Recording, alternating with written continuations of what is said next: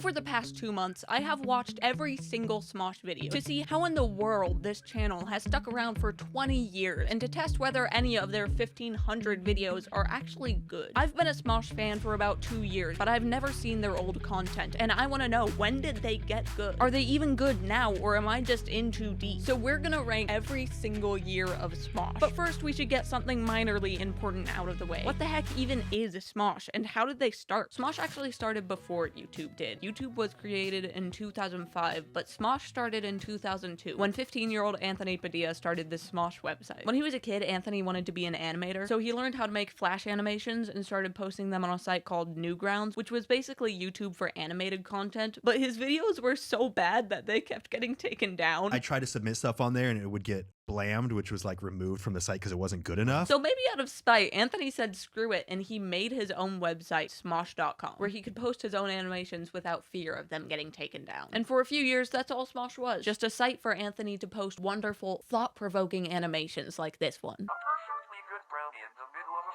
field. I'm going to eat it. This tastes like Defy. Life lesson number 4. Do not mistake hope for a brownie. But eventually Anthony decided to bridge out a bit, and he started posting live-action sketches on the website. And he wrote and filmed these new live-action sketches with his friend Ian Heacock. And from this point on, Smosh became kind of a joint effort between Ian and Anthony, where Anthony would manage the website and most of the technical stuff, but he and Ian would both write and film the content together. But soon enough, they ran into a problem. People liked their content. Ew. I hate it when people like my I hate stuff. it when people Why are you watching support this me? video? In all seriousness, this sounds like a really good thing, but it was not at all. Because Ian and Anthony ran the Smosh website on MySpace, which meant that MySpace charged them a hosting fee depending on how many people viewed and interacted with their website each month. So instead of getting paid to make content that people like, they had to pay in order to make content that people like. And eventually, their hosting fee got up to $300 a month. And keep in mind, we flash forward a bit, it's 2005 now, but they are still both freshly 18, okay? They don't have that money. So Anthony literally did like a Google search of where they could post videos for free, and he discovered YouTube, which is insane to me that there was ever a time where YouTube just like wasn't a thing. All I watch now is YouTube. You're telling me there was a time where just Sad Boys, poof, Scott Kramer, poof. What? I think we should ban every year before the year 2005. Moving on. On November 19th, 2005, Ian and Anthony posted their first ever video to YouTube. And I can't play the sound here because copyright, but it was them lip syncing and fake fighting to the Power Rangers theme song, which honestly, adorable. This video gives me faith in humanity. It's so wholesome. They still had wonder in their eyes. They had hope. That will change, but we'll get to that. And thus began Smosh's YouTube career. But real quick, if we want to find out what Smosh's best and worst years were, we need to properly set up our tier list. S tier is peak content. I'd recommend it to anyone. A tier, the good outweighs the bad. B tier, you'll probably only enjoy it if you're already a Smosh fan. D tier, a few gems, but mostly a bag of expired molding lasagna. And F tier, worst thing I've ever seen, purest form of slop. I should also note this video is about the Smosh main channel, so I'm not going to be considering the Smosh Pit and Smosh Games content. Now let's get into it, starting with 2005. So the first day that Smosh posted that first Power Rangers lip syncing video, they actually posted their first 3 videos. They did a second lip syncing video to the Mortal Kombat theme, and look, I like the Power Rangers one. I was having fun, but this was a one-trick pony, okay? Mortal Kombat did not do it for me. Watching this one felt like how I imagine moms must feel when their toddler is like, look what I can do, before just like rolling on the floor for 3 minutes. It did not hit. I support Power Rangers though. That one was good. I enjoyed that one. And then for their third video, we have a sketch, The Epic Battle, Jesus versus Cyborg Satan. Now that's quite a title, but I think that the best way to describe this video would be to read you a note that I wrote on it, which was, is this what Cocomelon is like? There's like 5 different plots happening in this sketch, and none of them make any sense. It's really giving XD random in all the worst ways. And it's just, it was pretty hard to watch. One thing that did surprise me though was the editing of it. Like, some of the shots I think are genuinely impressive for being one of their first ever videos. I feel like you can tell that Anthony like did the work to learn about editing before just jumping into this. It was still pretty painful to look at though, because this was the worst camera quality I've ever seen in my life. Since Anthony and Ian only found out about YouTube in November, those were the only 3 videos they actually posted in 2005. So for the rankings, I'm gonna count 2006 as part of their first year too. And you know what? Credit where more credit is due, because even though I thought 2 of those first 3 videos were pretty horrible, the people of 2005 were loving them. Because at the end of their first video in 2006, they have this, thanking their fans for donating money so that they could buy a new camera. And they raised like $750, so clearly they were doing something right. But to set the scene for the rest of Smosh's first year, it was 2006. Malcolm in the Middle was ending, 30 Rock was just beginning, High School Musical released, the biggest mistake in American history was made, but most importantly, Ian and Anthony started pretty consistently posting 1 or 2 videos a month to Smosh's YouTube. This consistency was probably due to a deal they made with the company Live Universe that year. Padilla and Hecox actually got a few offers from ad agencies. They made a deal with LiveUniverse.com, and now they're going to be producing 2 videos a month. From what I can gather, Live Universe was a YouTube competitor, so I would guess that they paid Ian and Anthony in exchange for being able to cross-post their YouTube videos to their site, but I don't really know. I couldn't find any real information on what this deal was. But Anthony and Ian's consistency led to them making 18 videos in 2006, and most of them were not very good. Zoink, Scoop! There was one sketch where the whole thing was just Ian killing Anthony because Anthony won a game of Battleship, and another the whole bit was Anthony trying to sell Ian a bad car. They did a few more lip-syncing videos, and then there's a bunch more that I don't even know how to describe because they were just weird. Most of their sketches from this year felt like half-baked ideas that didn't really have a punchline. Like there's this one where the bit is that Anthony lost his hands in a paper shredder accident, but his parents couldn't afford replacement hands, so instead they got him replacement feet. And then Anthony's dad is like, I know this has been a tough month for you kids, so he gives him an iPod, which I feel is just rubbing it in even more. How is he supposed to use an iPod with feet hands? So people start staring at Anthony whenever he goes out, and he thinks it's because they're jealous of his iPod, but really it's because he has feet for hands. I shout, he's looking at Frank with his shoes for hands. And that's the joke. That's the end of the video. That's the bit, guys. And I mean, it was a decent setup. It was. It definitely could have led somewhere really funny, but it just didn't. Like, the video ends and I'm still waiting for the joke to come. And that's what a lot of Ian and Anthony's videos from this first year feel like. Promising setup, but it ends before we hit the punchline. But in all fairness, there are a few marshmallows in this whole grain valley. There were a few sketches from this year that I honestly really liked. One of them was Boxman, which was an original rap music video about a guy who got run over by a car 16 times and now has to cope with living life as a boxman. Dude, this one hit. I absolutely love any shot at parody music, which you could never guess if I didn't tell you it right now. Another one I liked is Stranded, where Anthony dies after spending 2 months on a deserted island, but it turns out he was just on a beach the whole time. I was really hungry, so I decided to kill Robbie. I bet him $20 I could hold my breath longer than him. Little did he know I was cheating and breathed through my nose. He died. And one that really surprised me was Food Battle. If you watch Smosh at all, you've probably heard these videos referenced a lot because Ian and Anthony actually made this into a yearly series. But if you're like me, you also still had no idea what it was. The premise is Ian and Anthony want to see who has the better favorite food. So they compete to see whose food can do different tasks better. Whose food makes better pool floaties, socks, telescopes, pens. I wrote the Bill of Rights. Very silly, goofy concept, but it's really charming. I'm honestly quite enamored by it. Overall though, I only enjoyed 5 of the 20 videos they put out in their first year. The other 15 were maybe some of the most nonsensical pieces of content I've ever seen. So I'm gonna put Smosh's first year in D tier. It was mostly a trash bag of molding lasagna, but there were definitely some Scooby-Doo fruit snack gummies you could save from that. Rolling into 2007, New Moon had just come out, I was 2 years old, and so was Smosh's YouTube career. And after watching their first few videos of the year, I was genuinely pretty hyped, because they started adding Punchline. This sounds like sarcasm, but seriously, I was so happy when I heard a punchline. Like in one of the first videos of the year, the plot is that Ian's house is being broken into by an axe murderer. But at the very end of the video, just when we think that all hope is lost and Ian gonna die, it turns out that it's just his friend returning his axe. No. Here's your axe you left in my house. God, man. Now, was this joke funny?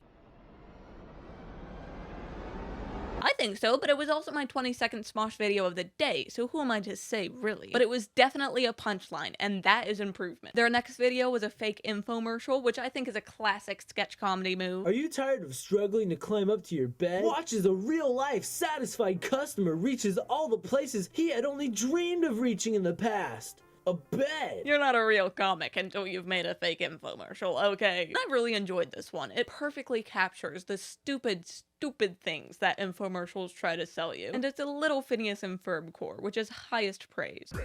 It's fun. Look, Smosh was doing great, okay? I was watching these videos, I was hyped, I was happy, I was walking on clouds. I was thinking, hey, maybe this year will be an A tier, maybe even an S. Dare I say it? Dare I say it? And I shouldn't have dared, because I clicked on the next video and it all went downhill. All their other videos this year were pretty bad. We've got sketches like April 1st, where everybody keeps telling people they're dying, but then surprise, it's April Fool's. But then one guy actually dies, and everybody thinks it's a joke. He's like not even breathing. I mean, dang, he's good. Womp womp, a plot twist I definitely didn't see coming.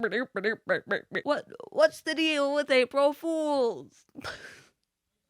I don't think I can put that in the video. Cut that out. Then there's Handshake, where Anthony accidentally rips off Ian's arm by shaking his hand too hard, but then he sells Ian's arm back to him for profit. How much for the arm? There's Ian's birthday, where Anthony accidentally runs over Ian's dog on the way to Ian's birthday party, but then it turns out he didn't hit a dog, he hit Ian's ugly sister. Dude, that's not my dog. That's my sister. Now, who wants some cake? Get a load of this guy. They also had their second annual food battle, where Ian's returning champ, the pink frosted sprinkled donut, faced off against Anthony's new food choice of celery. This one was just okay. The first one was better. I'm only really mentioning it because, like, look, they did it a second time. It's annual now. It's not worth talking about. Like, after the first 2 or 3 videos of the year, I never gave so much as a chuckle or a sandwich. But there are 3 videos from this year that I do really want to talk about: Assassins, Replacement Needed, and Reunited. These videos were kind of a first for Ian and Anthony because they were an actual serialized trilogy of sketches. Like, they all had one continuous plot. So I'm gonna give a little breakdown of this trilogy because I think they're really interesting to analyze and see how Anthony and Ian's storytelling abilities have evolved since they started. Starting with the Assassins, this one begins as a regular sketch, but halfway through there's a 4th wall break. Alright, let's do it again. This time make sure you jump over the box, okay? Fine. Okay, I will. I know. We see Ian and Anthony fighting over the filming process, culminating in Anthony quitting Smosh. The next video, Replacement Needed, opens like a vlog, with Ian talking to the camera about how Anthony quit Smosh and he's gonna be holding auditions for a new partner. And while this vlog scene is happening, we get an overlaid montage of Anthony making a flyer for auditions he'll be holding to find a new partner. Jumping forward a bit, both of their audition days go well, they find new partners, but something's off. Like, there's a deep discomfort in these partnerships. They are not working well together. So the video ends with Anthony leaving Ian a voicemail where he clearly wants to ask Ian to get back together, but he kind of chickens out. Hey Ian, it's Anthony. I was just calling to see if maybe you wanted to, Actually, my mom left her curling iron at your house. So give me a call back. So the next and final installment of this trilogy opens with Anthony and Ian trying to film a sketch with their new partners. But they get really pissed off really quick because their partners either try to rewrite the script on the spot, or I think one of them just doesn't speak English. So they're a little pissed with that. They're some angy boys, if you will. So we get a classic wistful montage where Anthony remembers all the good times with Ian, and Ian starts seeing Anthony's face in everything. And then finally, Anthony asks Ian to meet up. They both confess that they hate their new partners, and they get back together. Yippee! Like I said before, I wanted to talk about this trilogy because I think it was a big swing for Ian and Anthony, and I think they hit the mark. There was a real plot. It was more of a serious tone at points. They've got some show don't tell going on. They've got a lot of classic tropes they incorporate. I was really impressed watching this and knowing it was only their 2nd year of making videos, so I just wanted to talk about it. All that being said, overall, this was not a good year for Smosh. Even the trilogy I don't really think holds up on its own. I just think it's cool for the context of this video, and other than that, the only genuinely good video that I think they made this year was Easy Step, the fake infomercial one. But I'm gonna have to put Smosh's 2nd year in F tier. Overall, it was just pretty bad. But turning to Smosh's 3rd year, it was 2008. Gossip Girl was popping. We met Shane Gray for the first time. Taylor Swift had just released her 2nd album. And I think the boys came out swinging this year. Their first sketch of the year, Cat Soup, opens with Anthony making Ian soup. But when Ian asks Anthony why his face is all scratched up, Anthony confesses that Ian's cat attacked him, so he accidentally killed the cat and dropped it in the soup. Which means that now Ian is eating his cat, hence Cat Soup. And at first I thought this one was stupid, right? I was like, okay, whatever. But for some reason, this ending bit just gets me. Anthony. The cat's right behind you! I don't know why. I don't know why I like it so much, but I just love the image of a puppet cat holding a knife. That is iconic. This was the Smosh Muppets. I also really like the callbacks they had in this video. At one point, Ian was eating a pink frosted sprinkled donut, calling back to the food battles, and they also had a line that referenced the video Ian's birthday from the year before. But I told you what I wish for on my birthday. So what'd you wish for? Oh, nothing, man. Oh, come on, tell me. It's nothing. Come on. It's nothing, Come Anthony. on, tell me.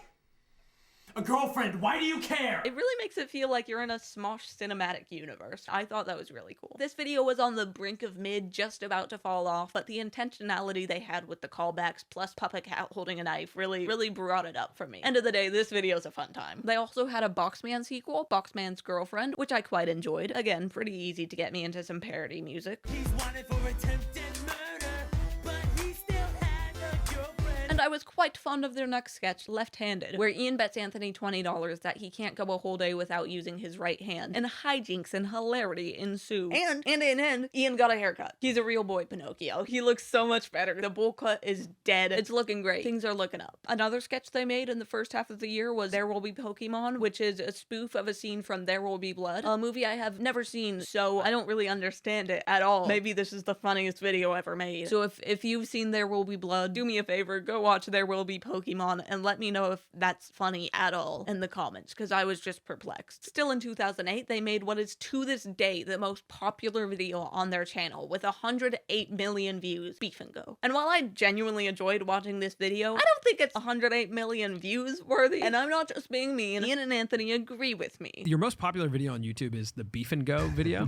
Yeah, but that's not because of the content. Oh, it's not? No, it's because of what the thumbnail was when it was first uploaded. What was the Oh, I've seen this. Yeah. See, here's what happened. Was back in 2008, YouTube didn't let you create your own thumbnail. Instead, it would automatically make the exact halfway point of your video its thumbnail. So if your video was a minute long, whatever the frame was at 30 seconds would become the thumbnail. And Beef and Go's exact halfway point was this frame. So yeah, that was pretty bad. This video is basically only popular because objectifying women is so cool and fun to do. Am I right, fellas? The boys are like, why I oughta, and the girls are like, let's go shopping. But I will say, both Ian and Anthony said that this was a complete accident. They've changed the thumbnail since. And call me naive, but I believe them. I don't think they meant to do this. And that also was not our intention. Like, I think back in the day, like, Philly D would flash an image in the middle. We were against that because it's like, we don't want to like show this like random frame or whatever. Like we didn't want to do it. Yeah. But the Britney Spears thing was an honest accident. Like that was in the video. It was something we were referencing and it just so happened to be in the middle. However, there is something else from this year that they did completely on purpose. And I really wish they hadn't. I already told you they made one Boxman sequel this year. But what if I were to tell you they made 2 Boxman sequels this year? The second was called Boxman for President. And as you might expect, it was a rap about Boxman running for president. At first, this one was just mid. There was nothing awful about it. It just didn't hit like the other Boxman videos. But then they got a little racist. Just let me tell you these Obama facts. 3.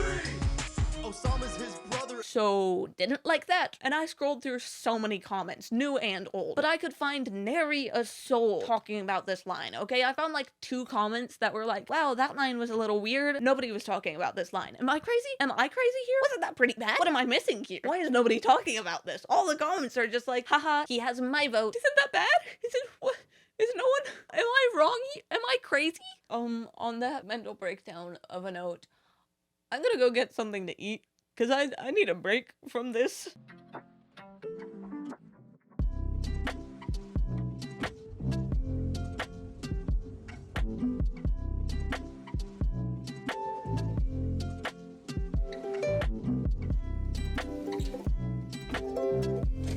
What's wrong? I ordered a glazed, but they gave me a pink frosted sprinkled donut. I really like the food battle they did this year. Ian's pink frosted sprinkled donut is back fighting against Anthony's new churro, and this time they competed to see whose food would make the better bomb, long-range weapon. Pink frosted sprinkled donut. I bet your churro can't be a pink frosted sprinkled donut. Yes, it can. Oh, really? Yeah. No, Yes. yeah, no, because your churro isn't pink, it isn't frosted, it isn't sprinkly, and let's do this, donut. Wait, you're a donut. Come on, churro, I'm gonna throw you in the air. You better be a donut when you come down or I'm gonna kill you. Yeah. Whoa, you were a donut! I enjoyed it. Very silly, goofy, very fun time. They also had a 4-part mini-series this year called Ghost, which had some charm, and a video called My phone just stopped recording cause I ran out of storage, so I had to go into my photos and delete a whole lot of videos, and also an app I use for editing that I'll just re-download later. But what I was trying to say was that Smosh also had another video called Sex Ed Rocks, which was just about as interesting of a song as the one I just sang you. It was like a punk rock song telling you about sex ed. It's wild. That song was stupid. Overall, I think Smosh's third year was pretty good. They definitely had some misses, but I think there was more good than bad. Now you might be thinking, Chloe, that's an A tier. I disagree. I'm gonna put this year in B tier because I think if you're a current Smosh fan, you'll really enjoy some of these videos, getting to see like where it all started. But if you don't care about Smosh at all, I think you'll just think this is a really dumb. If you don't care about Smosh at all, thanks for being here, first off. Just let me know in the comments if you like don't watch Smosh at all and you're watching this video, because that's insane. Shout out to the homies. So this year's going in B tier, except Boxman for President. That one gets its own tier. That goes in F. Let's not. The year was 2009. America was just getting out of their recession, and Smosh was just getting into their own. I'm gonna cut to the chase here. This year was bad. Half the videos were watchable at best, and the other half were sexist, racist, or had Shane Dawson in them. Out of the 31 videos they made this year, I would say only 2 of them were good. Their April Fool's video, where they somehow got LeVar Burton into a sketch where he pretended he was buying Smosh, and then they just CGI'd him into a bunch of old sketches. And this one is only funny because they got LeVar Burton. Reading Rainbow Man himself, Troy Barnes' worst nightmare. I don't know how they pulled that off. And their other good video from this year was Grammar Police, which is exactly what it sounds like, but it was written and shot in the style of Cop, so how seriously everything is taken in the video makes it really funny. Do you have any idea what kind of damage this could do to a kid?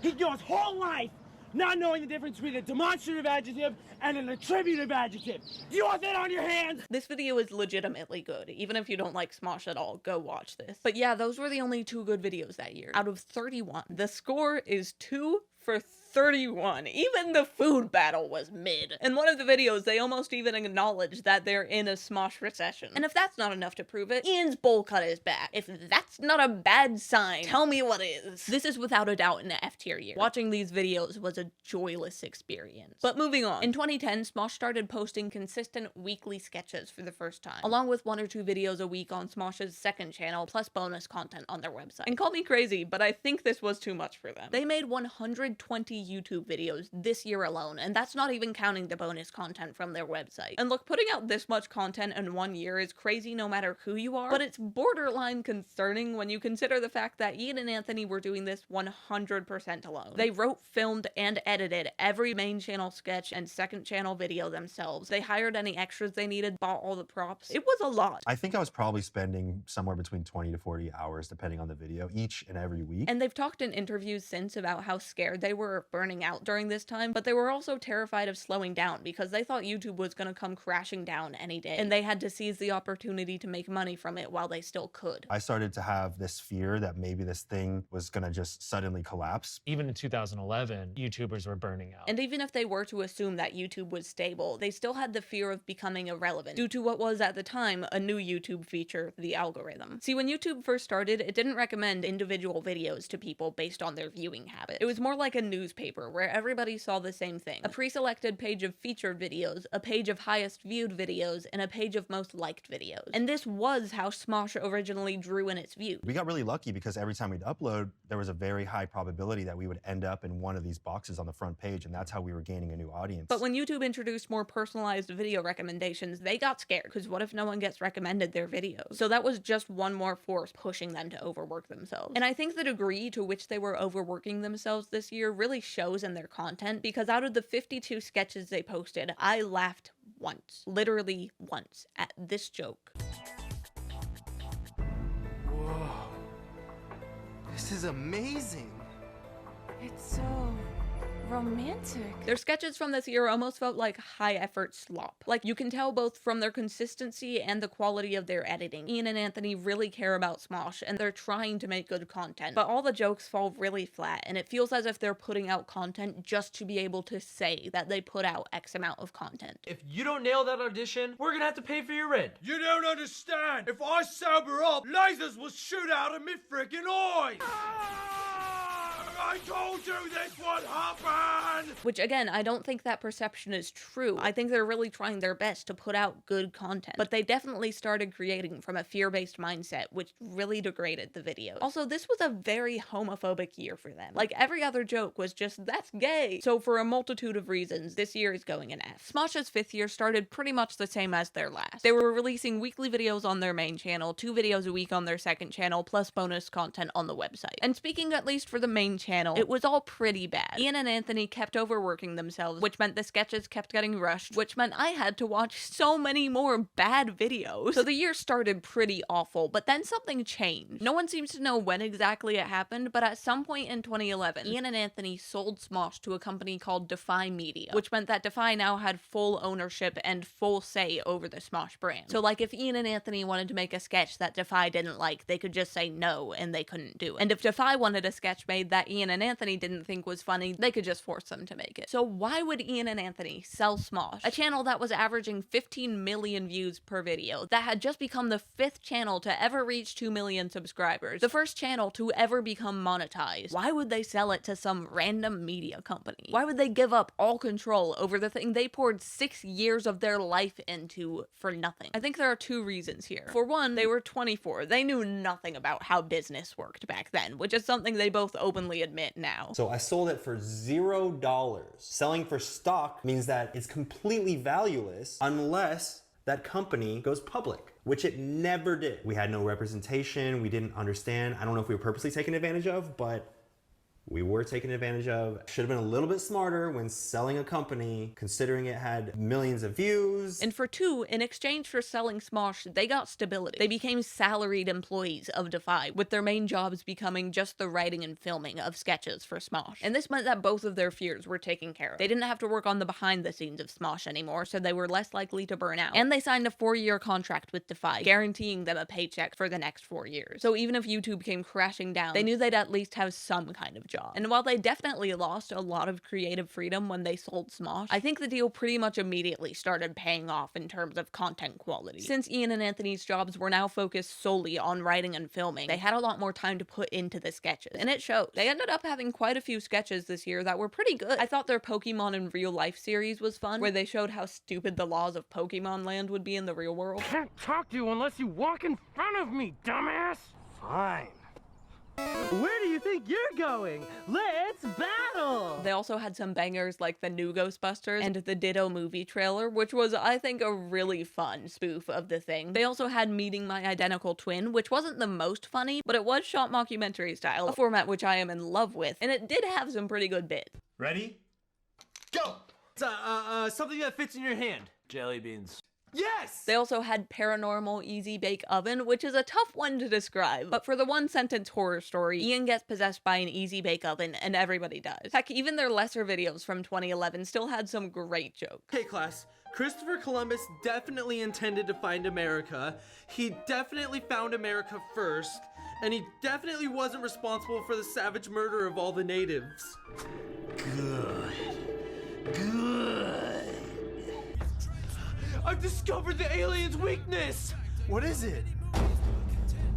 Bullets. All in all, I'm gonna put this year in D tier. It still wasn't great, they had a lot of flops, but at least we're going up. It's getting so much better. And at least for now, I think the Defy acquisition is really helping with that. Moving on to 2012, the first Hunger Games movie had just come out. New Girl was in its first season, mustaches were hilarious, and Smosh had a lot going on. Now being 7 years in, Ian and Anthony started this year out with some really good videos. Their first video of the year was Siri Tried to Kill Me, and I think this one could be remade shot for shot today, just replacing the word Siri with the word AI, and people would go crazy for it. Because the whole plot of the video is that Siri becomes sentient and she and Anthony fall in love, but Ian thinks it's weird for whatever reason. So Siri kills Ian. I found 5 funeral homes nearby. Where would you like me to send your body?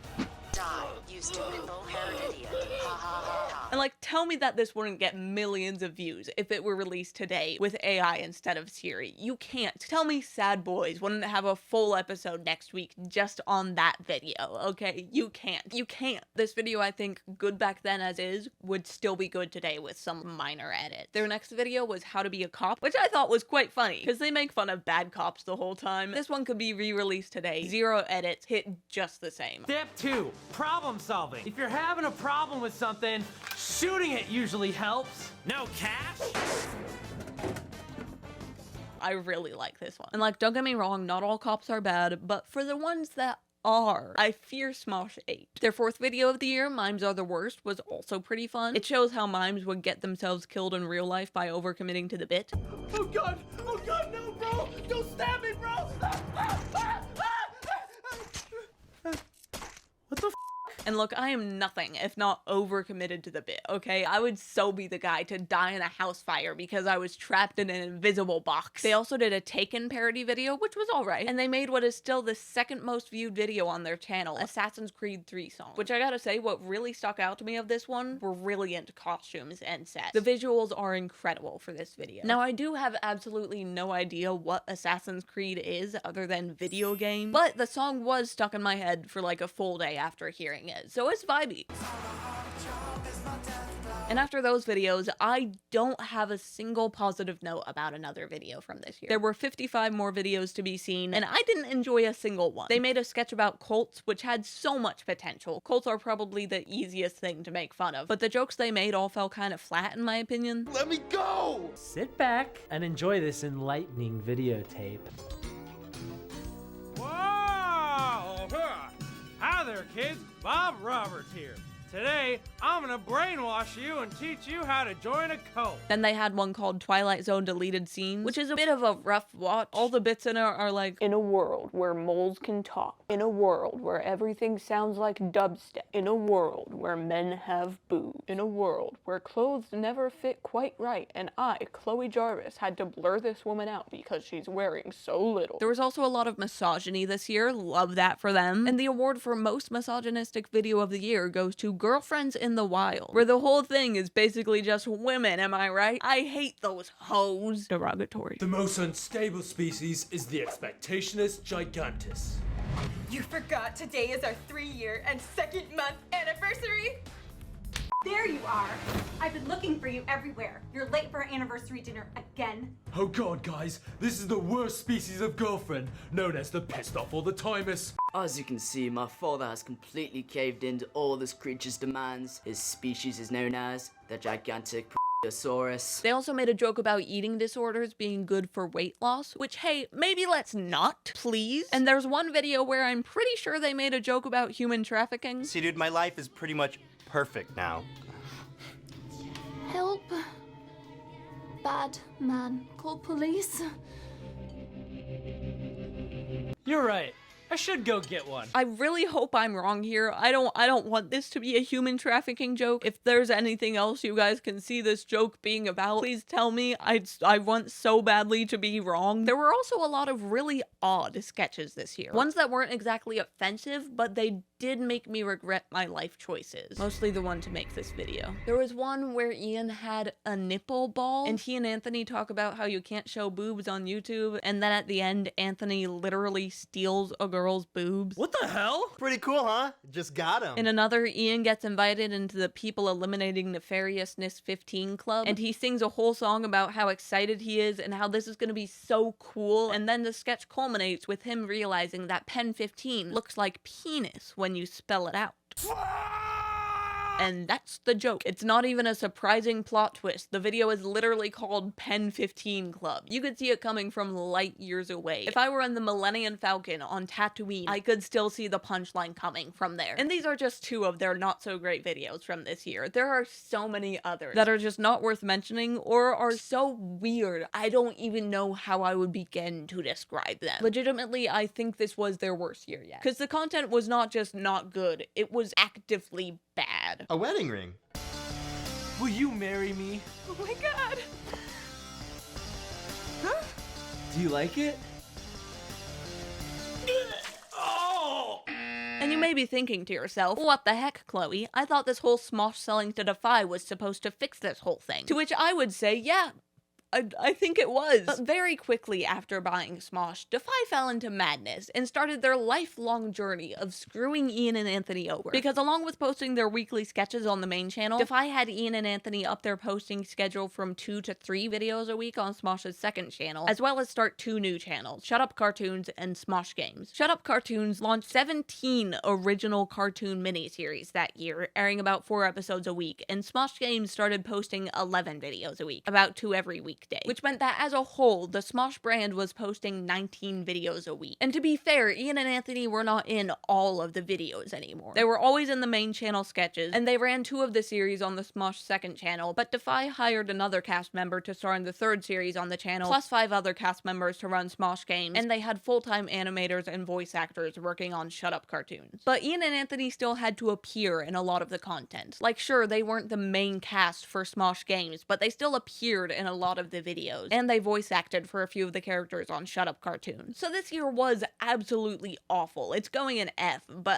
I think I sympathize a bit more with this one. I feel bad for them. The next year, Ian and Anthony were just as overworked, if not more. They did lower their cadence on Smosh's second channel from 3 to 2 videos a week, but they also starred in their own show on the Shut Up Cartoons channel, appeared in at least 2 Smosh Games videos per week, and started developing a mobile game, something which Anthony was extensively involved in creating. So it shouldn't come as a surprise that there were a lot more misses throughout 2013. But there were also some genuinely good videos, plus they laid the groundwork for a lot of really good series, specifically interview pranks, BTS videos, and high school songs. I want to start with the good stuff from this year because it's been a pretty desolate era recently, been pretty miserable, if I must say. So we're going to begin with all the new series that they created this year. First off, they started interview pranks, which if you've ever seen Impractical Jokers, it's kind of exactly that, but just with Smosh. Basically, Ian and Anthony would take turns interviewing a celebrity while the other one told them what they had to say through an earpiece. They did their first episode of this series in November of this year with Tom Hiddleston, and it was a really fun time. A bit ethically questionable, but we'll get into that with next year's videos. Another thing they started doing at the end of the year was BTS videos. Each of their last 3 sketches from this year had BTS videos, which is something they continued doing for nearly every sketch up until 2016. So clearly something was working in these, and I get it. They're working for me. I really like the BTS videos. Because first off, you get to see more of how Anthony and Ian riff with each other on set. Finish the story next week. What are you looking at? There's a creepy guy over there. Oh. Okay, we'll finish the story next week. Seriously, we should probably call the cops, though. Okay. And how they have to make props out of nothing sometimes. Here's our prison bars. You get a cart and you put it in the foreground. No different. And we just get to see more of the overall production process, which I think is really interesting. We have an extremely long day. Usually our shoots are 12 hours, but this one doesn't look like we're gonna be able to fit it in like 13. The last good series that I think was added this year was High School Songs. The premise for this series is that Ian and Anthony made a bunch of songs and music videos back in the day for their high school that they're just now showing us. And I think this series is really fun because the whole bit is Ian and Anthony dressing up as their high school selves and really leaning into the idea of making cheesy, not very good songs. There isn't such thing as being bullied. That's just called being a Which is a bit that I love, just writing terrible songs and acting like you think it's peak writing. And aside from the series that they started this year, there were also a couple one-offs that I think really stood on their own, like this one that perfectly predicted the Apple Vision Pro 11 years before it came out. Google Glasses optimizes your life by showing you ads specifically tailored to your online shopping history. How do I make this go away? Hey guys, so it has come to my attention that Google Glasses were a real product, which I cannot believe that Apple Vision Pro just decided like, hey, let's try and make this exact same product again. You know what they say, always make the same mistakes twice. Like I thought this had to be fake. The product is exactly Apple Vision Pro, but I just wanted to correct that. That was a real product, and somehow Apple still thought the Apple Vision Pro was a great idea. So that's cool. We live in a society. Side note, all I can think of when I think of the Apple Vision Pro is Eddie Burback in a dystopian future I don't want to live in. Do you relate? You see that video? Peak. Go watch it. Another one I really liked was Our Generation is Doomed, where Anthony is transported to a world where technology doesn't exist anymore and he just doesn't know how to live. In a world without touchscreens. How do you read more? Which kind of sounds condescending when you say it, but since Ian and Anthony were a part of the generation that they were mocking, I think they wrote it more as irony. Like, can you believe old people think we're this dumb? So I think it works really well. Sue me. Do you regret clicking on this video yet? Have I made you rethink your choices? The last good videos of theirs from this year that I want to talk about was their two-parter Christmas sketch, The End of Christmas. In this one, a puppet version of Ian and Anthony are trying to end Christmas. And look, I'll admit it, okay, right off the bat, I was already kind of in love with this sketch because it's Smosh Muppets, okay? And I did Stockholm Syndrome myself into an obsession with Muppets last summer. What's your point? So I was a little biased, but I think these are just genuinely good sketches. There are 3 original songs throughout both parts, and they all slap. They have a bunch of YouTuber cameos in part 2, like PewDiePie, Ryan Higa, some other people I've never heard of, and in a real throwy throwback, Jenna Marbles. But it's not just some mid-sketch with a bunch of YouTuber cameos to get you to click on it either. They have some legitimately funny bits in it. On the 5th day of Christmas, I got some rabbit crows, and I have a lady who's like I just wanted the world to be prettier. So those videos were the good, but there were of course still a lot of misses this year. Texting Gone Wrong features a group of 12 people in a Mexican standoff where they're all threatening to send each other's ramen noodles to their friends if they don't get what they want. And for one, I don't think revenge porn is something to be joked about. It's a disgusting thing to do. But for 2, that's all there is to the joke. Just what if a bunch of people threaten to publish each other's ramen noodles? Like, there's not a whole lot to chew on there. So not only is the subject matter of this video disgusting, but the base premise needs something else to it. Because right now it's just 3 minutes of empty theoretical. Even if you replace publishing noodles with something like giving away possessions, then you're left with the premise of what if a bunch of people threaten to give away each other's favorite shirt? That's still not funny. Like, if you're gonna make a terrible joke, at least write it well. Alongside that one, they did a My Strange Addiction parody where Anthony is addicted to twerking, and this one hurt to watch a little bit. Basically, Anthony keeps twerking everywhere, so Ian and Ian's mom hold an intervention for him. But then when Ian starts choking on an apple, Anthony twerks on him as a makeshift Heimlich maneuver and saves his life. And I feel like I don't need to explain why this one wasn't funny. It just wasn't. You just saved my life with the power of twerk! Anthony, you know I don't agree with your addiction. But damn it, I can't deny that you're the greatest twerker that ever lived! Those weren't all the bad ones or all the good ones from this year, but I think I've given enough evidence to make a decision before the court, and I'm gonna take a bit of a wild swing. I'm gonna put this year in A tier, which feels a little crazy, because they did have a lot of really bad misses this year, but they also had a lot of genuinely really funny sketches. Plus, Anthony got rid of the emo haircut at the end of this year, so I think we can firmly say we are out of the Smosh Recession of 2009, and it only took us 5 years. With the Smosh Recession finally over, let's set the scene again. It's 2014. Avocado Toast is popping. Facebook is the most downloaded app of the year. Girl Meets World just premiered. The How I Met Your Mother series finale is almost here, and it's gonna be great. Somebody's gotta tell him. But we don't care about any of that, because it's Smosh's 9th year. Anthony and Ian opened the new year by trying out yet another new format, where they would write each other Mad Libs, fill them in with words that fans had suggested on Twitter, and then turn them into sketches. Ian thrusts the door on the mailman's fallopian tube. Ah! My fallopian tubes! Personally, I don't think this format was funny. It ended up just being really random stories that don't make sense at all. He opens it and sees a Wii controller. Oh my Aquaman! This Wii controller is haunted and wants to possess my bowl cut! The item liquefies out of the box and attaches itself to his bowl cut. Huh?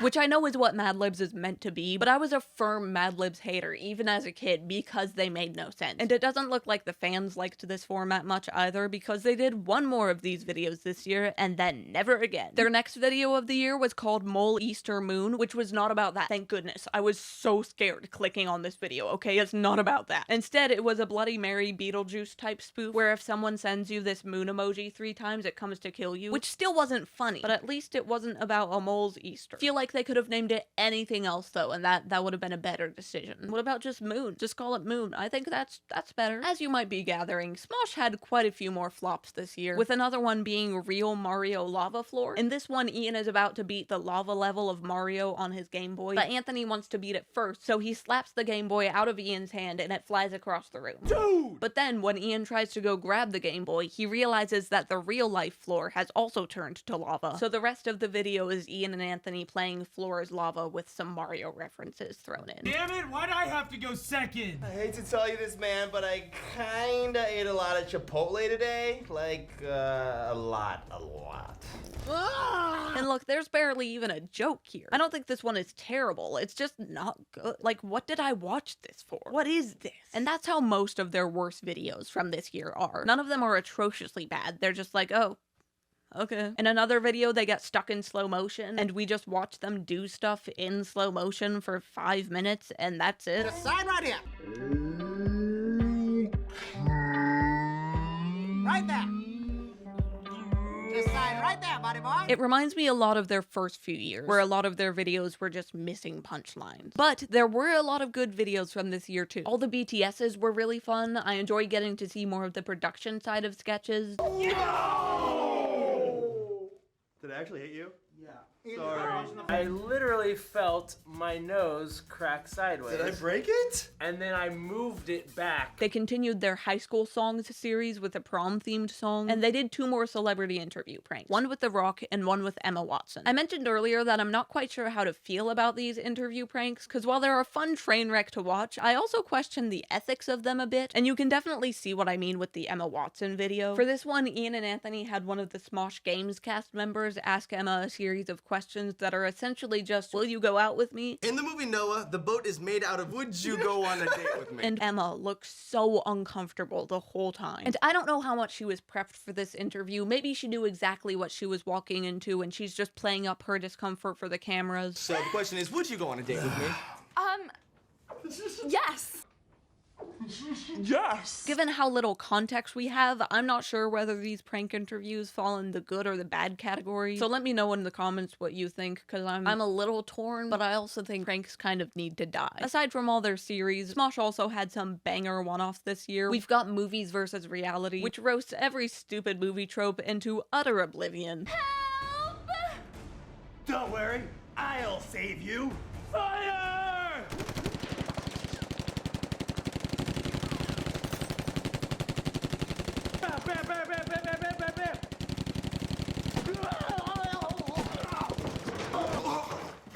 Right.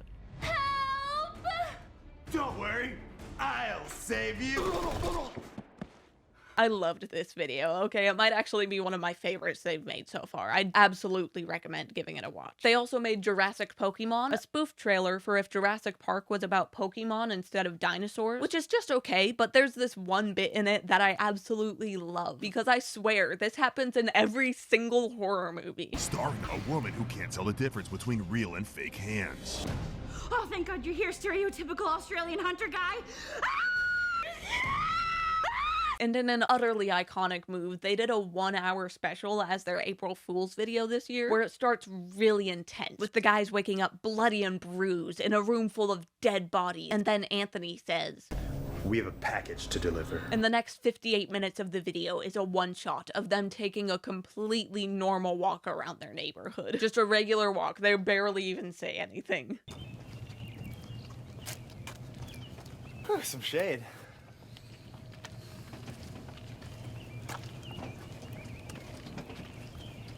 This is the best April Fool's video that I have ever seen on YouTube. This is iconic. I would have hated them if I was a fan at the time, but this is iconic, guys. You cannot deny it. Because you're scared you'll miss something if you skip forward, so a bunch of people watch through the whole thing, only to realize they literally just watched a video of 2 guys taking an hour-long walk. This is iconic. I really hope you're as enthralled about this as I am, because if not, I'm gonna look really stupid, okay? But you know what? If you don't think this video was iconic, maybe you're the stupid one.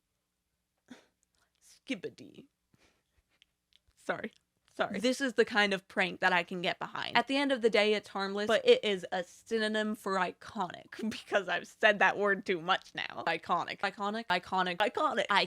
Then they made a video where they made a bunch of vines, kind of mocking the style of content a bit. And I've never really enjoyed vines, so you tell me if I'm wrong on this, but I could definitely see these actually becoming like hit vines.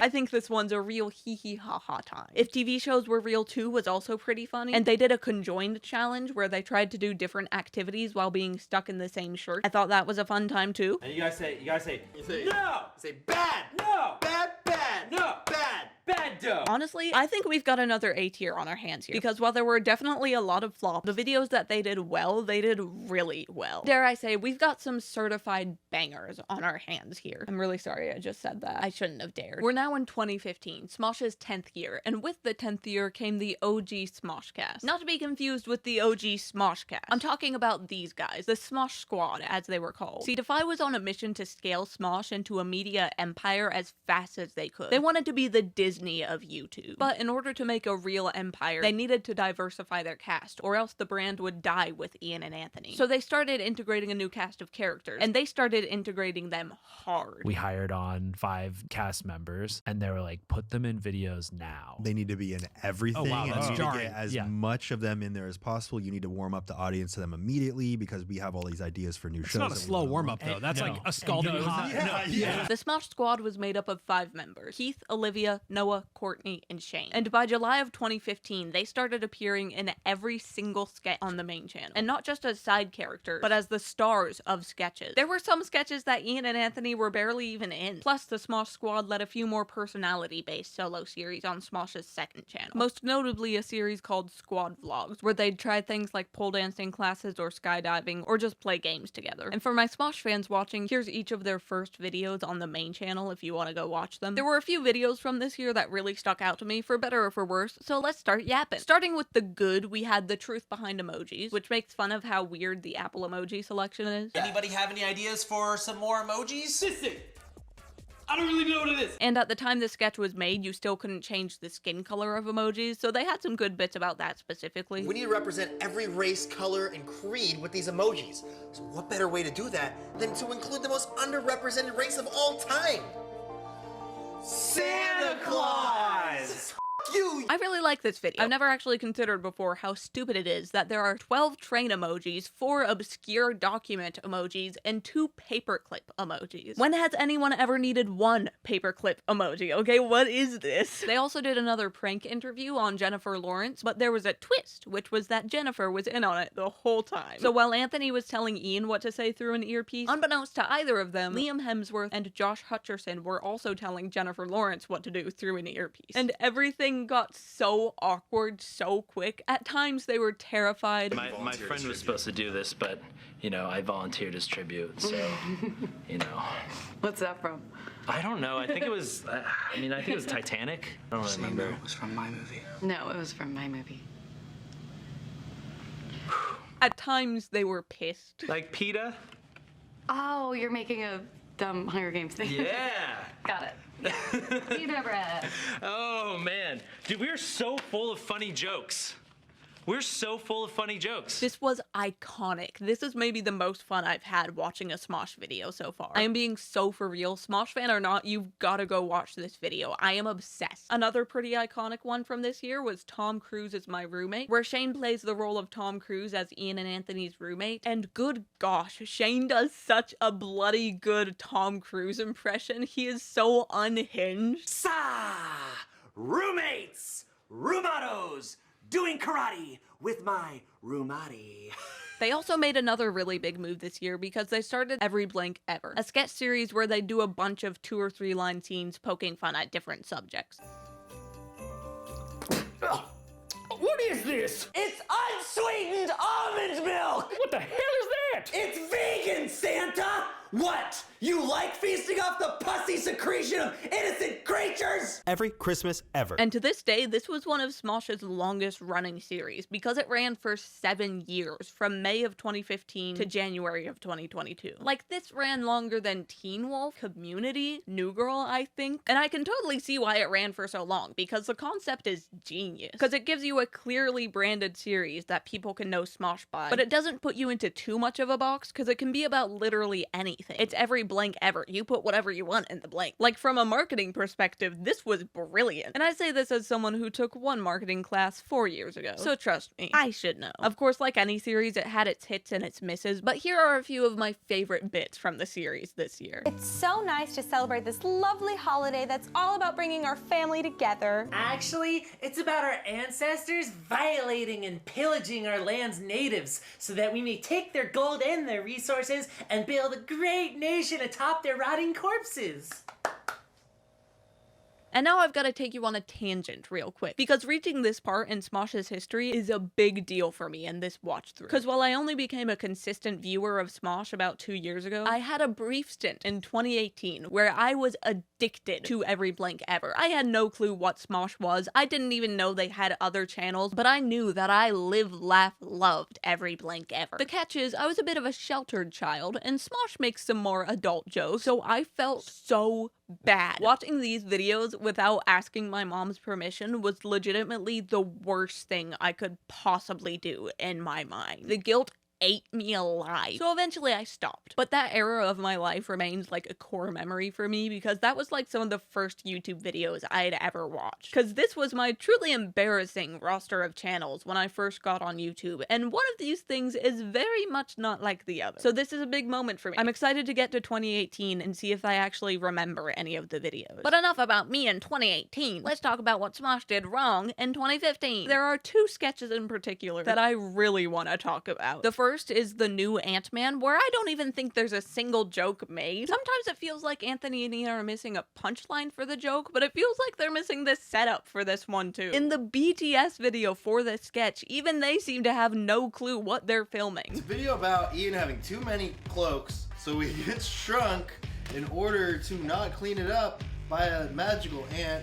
We swear we're not on drugs when we think this stuff up. The sketch opens with Anthony telling Ian that Ian has to clean his room because he's becoming a hoarder of cloaks. But Ian doesn't want to clean his room, so he goes to his magical pet ant and has it shrink him down to ant size so that he doesn't have to clean his room. Then Anthony walks in with a girl who he's trying to sell all of Ian's cloaks to, and she offers him $50 for all of the cloaks. But tiny shrunken Ian can't let this happen, so he tases Anthony, which scares off the cloak buyer. And then Ian gets crushed to death by a hot pocket bite. I am not leaving anything out. That was the sketch. What was that setup? And what was the punchline? Ian getting crushed to death? Anthony getting tased? And why does Ian like cloaks so much? What is this? Seriously, if you think I'm missing something, go watch this sketch and then please come back and tell me how right I am, because I am not leaving a single detail out. This is the whole plot line. But if you thought that one was weird, you are so not ready for Stay Away from the Sun. This video is a fake trailer for a movie where if you send someone the sexual sun emoji, the emoji comes to life and starts harassing you until you bang it. I wanna sex you up. If I have to know about this video, so do you. All this being said, I think I'm gonna put this here in B tier, and I'm gonna tell you exactly why, because I had to do math to figure this one out. We're gonna go Khan Academy style here, okay? Smosh posted 144 videos on their main channel in 2015, and of those 144, I thought 25 of them were good, which at first looks like an F, maybe a D. But if we subtract all the BTS videos, trailers for new series, and promos for Smosh the movie, because by the way, Smosh made a real theatrically released movie this year, but that's a topic for another video. But if we subtract all of those, then we're left with 72 actual sketches that Smosh made this year. So really, 25 of their 72 sketches hold up, which is about a third, which is definitely still not good enough to be an A tier, but it's clearly not an F, and I think calling it a D tier would be ridiculous too, because these were 25 sketches that I genuinely thought were good. Plus, I think that current Smosh fans would enjoy being able to go back and see some of the Smosh Squad's first videos. So Sharks, for that reason, it's a B. Jumping into 2016, we've got a lot to unpack here. First off, to give you an idea of just how much content Smosh was putting out this year, Ian and Anthony created and starred in a fully produced TV show. Smosh did their first ever live show. 230 videos were released on the main channel alone, and another Smosh movie was filmed and released. So we've got a lot to cover, but I'm gonna start with the sketches. Since Ian and Anthony were busy making a TV show and another movie, the main channel sketches this year were kind of taken over by the Smosh Squad. Of course, Ian and Anthony would still appear in some of the sketches, or occasionally do one just the two of them, like in the early days. But chances are, if you were to click on a 2016 sketch at random, you'd see a video with only the Smosh Squad. And the best word I can think of to describe the sketches from this year is that they were fine. They weren't terrible, there were some good bits in them. Say I kill more heathens than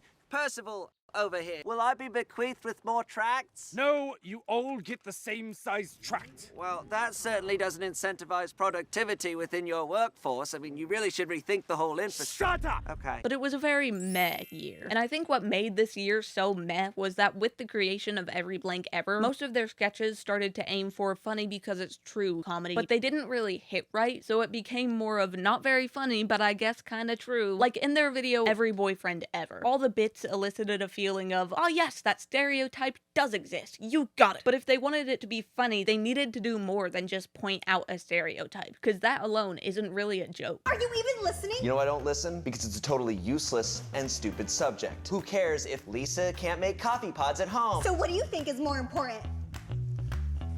Choosing which faction to side with in Fallout. Sure, yes, that stereotype does exist. Now, what do you have to say about that stereotype that makes this funny? To give a few more examples of what I'm talking about, here's a bit from the video If Adults Acted Like Children. Getting in trouble! Oh my god, you just killed that guy!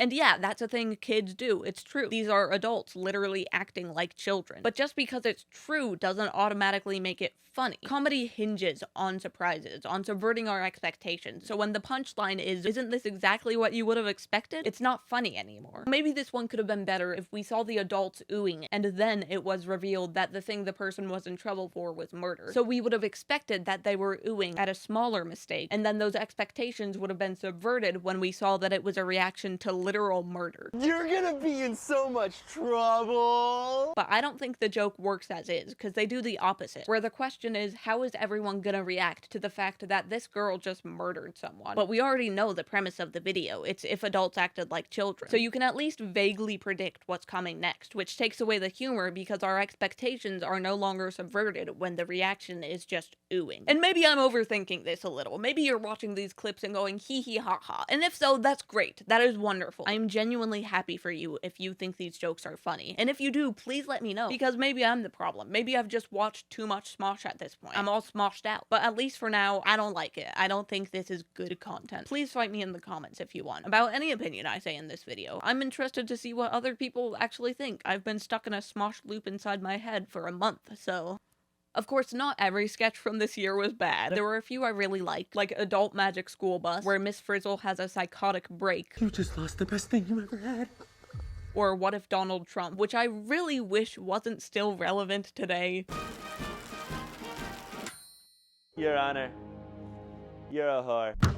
Guilty! Success, we did it. But for the most part, the sketches this year were a slog to get through. Also, I have to mention it, this was the year of the infamous bird sketch. A sketch which Shane still talks about to this day because he cannot believe they made such a stupid video. I'm not saying that anybody did their job badly. I'm just saying that what we made was an atrocity. Now moving on to the live show. On August 26th of 2016, Smosh performed their first ever live show in LA. It was quite literally SNL, YouTube's version, where they did live performances of a bunch of never seen before sketches and ended with a quick interview of the cast. And for better or for worse, the next month, on September 19th, all of the live sketches were uploaded to the Smosh main channel for those to see who couldn't watch it live. To start us off, the first sketch they released from the live show was Intergalactic, a sketch about aliens coming to Earth and trying to teach humans a new dance. But really, the dance is a trick where the true goal is to probe the humans. Now hands to the globe. Now stay in that position while we insert.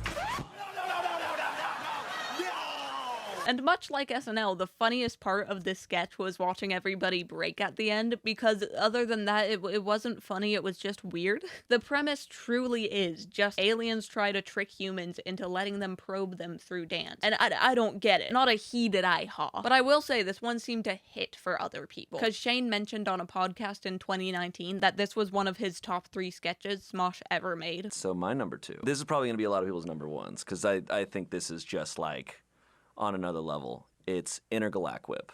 Oh and my god. Intergalactic is just, it's just so perfect. Yeah, I mean, dude. it really is. So Shane, if you're watching this, my bad. Another one of their not-so-great sketches from the live was YouTube Mom. The idea of this one is that Shane and Noah are 13-year-olds trying to film a YouTube video, but when their mom realizes what they're doing, she keeps trying to get in the video and be a part of it. You boys don't know this, but before your father, I was with a Latino, and let's just say he was muy caliente.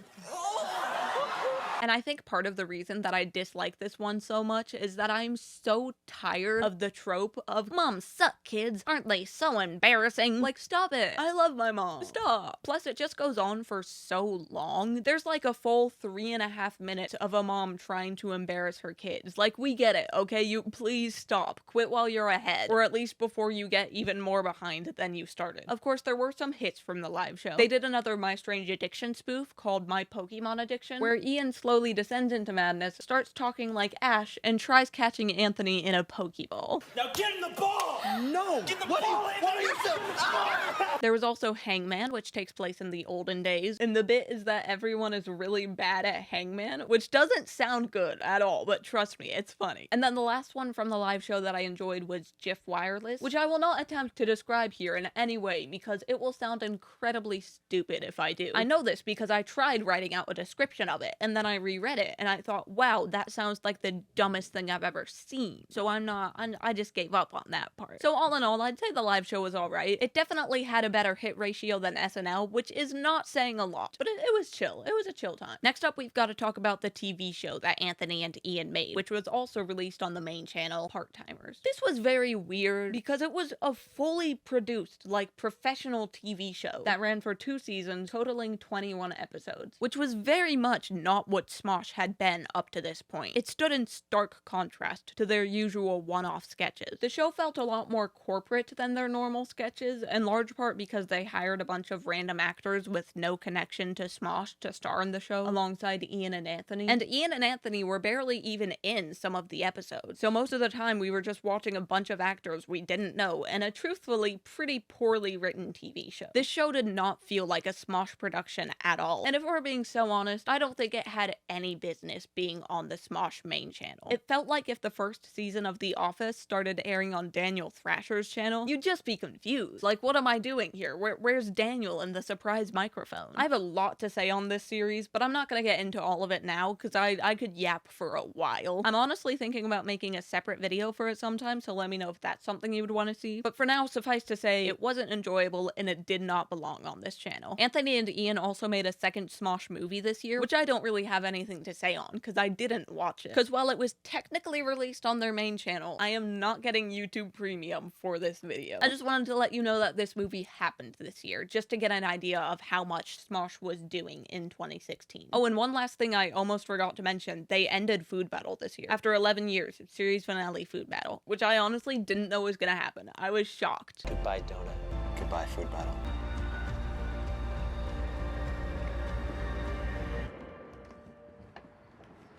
Given the everything of it, this year is going in F tier. Because while there were some good sketches, there were just so many bad ones. Like maybe 15 out of the 230 videos they posted this year were good. It was not fun to watch, okay? This was a terrible time. We're now at 2017, and gosh golly gee willikers, have we got a lot to talk about. We're gonna break this year into 2 mini segments. First, we're gonna talk about the content, and then we're gonna talk about the tea. The elephant in the room, if you will. His name is Winx. I've had him since I was 5. I used to wear him on my head like this every time I went out. Smosh had some truly fantastic videos throughout 2017, with the first being their 5th sketch of the year, Horrible Prank Ruins Man's Life, where Ian pranks Anthony by literally living his entire life for him while he's asleep. He takes Anthony to a job interview, gets him a wife, starts a company, sells the company, has Anthony enter the military, has him get divorced, all while Anthony is asleep for 50 years straight. Don't question the science of that. And then right before Anthony dies, he wakes up, and Ian reveals to him, his wife, and his now fully grown children that this has all been a 50-year-long con. Get wrecked. Your whole life has been a prank! What about all my plans? You just forget about them. What about my dreams? Toss them right out the window, dude. This video was honestly hilarious. Highly recommend. Go watch it. Their next standout of the year was What If Taylor Swift, which was a part of their series The Big What If, where they would take a topic and say, what if blank were blank? And the Taylor Swift one absolutely hits. Most of the jokes are just puns off of her songs. I love it. What if Taylor Swift were a mind reader? Hey, babe.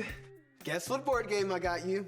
I knew you had trouble when you walked in. In another fantastic move, they had If Apps Were Real Too. And this one is pretty self-explanatory, but just know it had me doing some hee-hee-ha-ha. Then there was Am I a Bad Boyfriend, where Anthony meets all of his girlfriend's friends and partners, but all of them are dating smart home devices like Alexa, Google Home, Siri. I'm Todd, and this is Tom Tom, my wife. And they're like weirdly anti-human. Just what happens when you date a skin bag, you know? So they start playing a bunch of games that only the devices can win. Name movie times for the Power Rangers in the Tri-Cities area. Go. Why would I even know that? I found quite a number of times for Power Rangers. 7:45 at AMC, 8:15 at AMC, 8:35 at AMC, 9:10 at AMC. And then everybody gets heated with Anthony because he doesn't respect the devices. Why don't we just play a normal game like Pictionary? You mean a game that's only playable for people with hands? I'm sorry, Todd. He doesn't know. He's new. It's really weird, but in the best way. This video is golden. Now, I don't want to take too long talking about the good videos from this year, because there were a lot. For once, there were a lot. But I am going to put a list on the screen right now of all the ones that I would recommend checking out. And now for the bad of the year, I only really have one complaint, which is that a lot of their content started feeling a bit like kids' content. They made quite a few middle and high school themed videos this year, like every elementary school ever, every recess ever, and every school presentation ever. Plus, they had a handful of videos that just felt like they were aiming for a younger audience, like What If Your Dad and One Letter Off Kids shows. What if your dad were an Uber driver? Hey, hands where I can see them. I don't want any hanky-panky in this car. I'm just joshing with you guys. Oh, sing-along time. Somebody once. And while I definitely do think you can make high school themed videos for adults, all of the jokes in these videos had me like, oh, if I was 14, I would have loved that joke. Not now, but if I was 14, I would have loved it. Okay, kids, make sure to turn in your permission slips. Mikey, come back here. Did you forge your mother's signature on this? No way. Really? But I'm not going to hold this against Smosh too much, because it was actually Defy that forced them into making this kid-focused content. Ian and Anthony have talked more recently about how the higher-ups at Defy thought that Smosh was meant to be a kids channel, so they kind of forced them into making kids content sometimes. They thought that the content was literally for 10, 11, 12-year-olds. Were 12-year-olds watching Smosh? Definitely. Yeah. But it was not content made for 12-year-olds, nor was it just 12-year-olds that were watching it. So I don't blame Smosh for these videos being weirdly kid-oriented. I just feel really bad that a bunch of 20-somethings were forced to write jokes for 12-year-olds. Now we've got to take a pause from 2017's content for a minute to talk about the tea. The second elephant in the room, if you will. As you probably already know based on the chapter title, in 2017, Anthony left Smosh. There were a lot of reasons why Anthony left, but for starters, he didn't really have any say in the Smosh brand anymore. A lot of your frustration came from the fact that we didn't necessarily have control of business decisions. They were just telling us the business decisions that had been made. Smosh was Anthony's creation. Even before Ian joined, it was his. But ever since the Defy buyout, he and Ian had been losing more and more creative say over the brand, until they had none left. So while he and Ian wanted to put all their energy towards making better sketches, Defy had other plans to force them into. The company ended up being like, oh, here's this thing that you could do, here's this thing you could do, here's this thing you do. And I felt like whenever I was like, that kind of like eats into my time with the sketches, which are the top priority, they'd be like, we already kind of, we have to do this though. It always felt like we were juggling 10 projects at one time. Over the past few years, Defy had lightly forced Ian and Anthony into making 2 Smosh movies, the Shut Up Cartoons channel, multiple mobile games, a comic book, a Smosh magazine, and the Smosh Games channel. And while Ian was more than content with giving minimum effort to everything he didn't care about and putting all of his real passion and energy into the sketches, Anthony had a different mindset. There was a certain quality in his mind that all Smosh content needed to meet. So he ended up trying to pour his entire heart and soul into every single project that Defy threw at him. I was putting all of my heart into all these projects that now I'm like, do people even remember that comic book that we made? Do people even remember the games that we made? I can't help but put all of my energy, passion, and heart into everything that I create. Which led to him feeling incredibly burnt out. I know I personally sacrificed my relationships with pretty much everyone in my life. I had completely lost passion for the sketches because I was so drained. It was all uphill growth and it required so much of our time. It was just like I had 1,000,000 pounds on my shoulders. I felt like it had almost spiraled out of control to the point where it wasn't anything that I could enjoy anymore. By the time I was done in any given day, I was so burnt out that I just wanted to melt into my couch and do nothing. I couldn't remain at Defy. I felt like my brain was going to explode at any moment, and I had to get out of there. I think you get the point. Anthony was exhausted. He'd basically cut off everyone and everything in his life so that he could put all of his energy into Smosh, which wasn't healthy or sustainable, but it was what he felt like he needed to do. And honestly, I can't blame him because I probably would have done the same thing. He had been doing Smosh since he was 18. It was kind of all he knew. He couldn't just let it die. So he put all this pressure on himself to make the best content he possibly could, and at the same time, his relationship with the one other person in the world who might understand what he was going through was crumbling. Ian. See, Ian and Anthony were working with each other so much that whenever they weren't, they didn't really want to spend any time with each other because they already spent over 40 hours a week working with each other and having to be on all the time for all the sketches and the Smosh Games videos and the second channel videos and the BTS videos. Like, part of their jobs was to hang out and be best friends. So whenever they weren't on camera, they were kind of sick of each other. I don't think we talked about anything in our personal lives. At a certain point, it literally... What personal lives? That's true. Our friendship was just... And it wasn't like they could just talk to each other about what was wrong, because feelings risked conflict, and conflict would risk the business failing. It was like the perfect setup of dominoes. Anthony not having any say in the company led to too many projects being agreed to and put on him, which led to him burning out and feeling extremely underappreciated. And to top it all off, his relationship with his once best friend was dead in the water. I made the decision that I think I need to leave this thing. So on June 14th, 2017, the main channel video, Anthony is Leaving Smosh, was posted. And that was it. That was the last video Anthony appeared in. But throughout the past few years, Anthony and Ian had built up an entire cast and crew around Smosh, which meant that Anthony leaving didn't have to be the end. It just left them with one really big problem. So much of the Smosh brand was about me and Anthony being best friends. Yeah.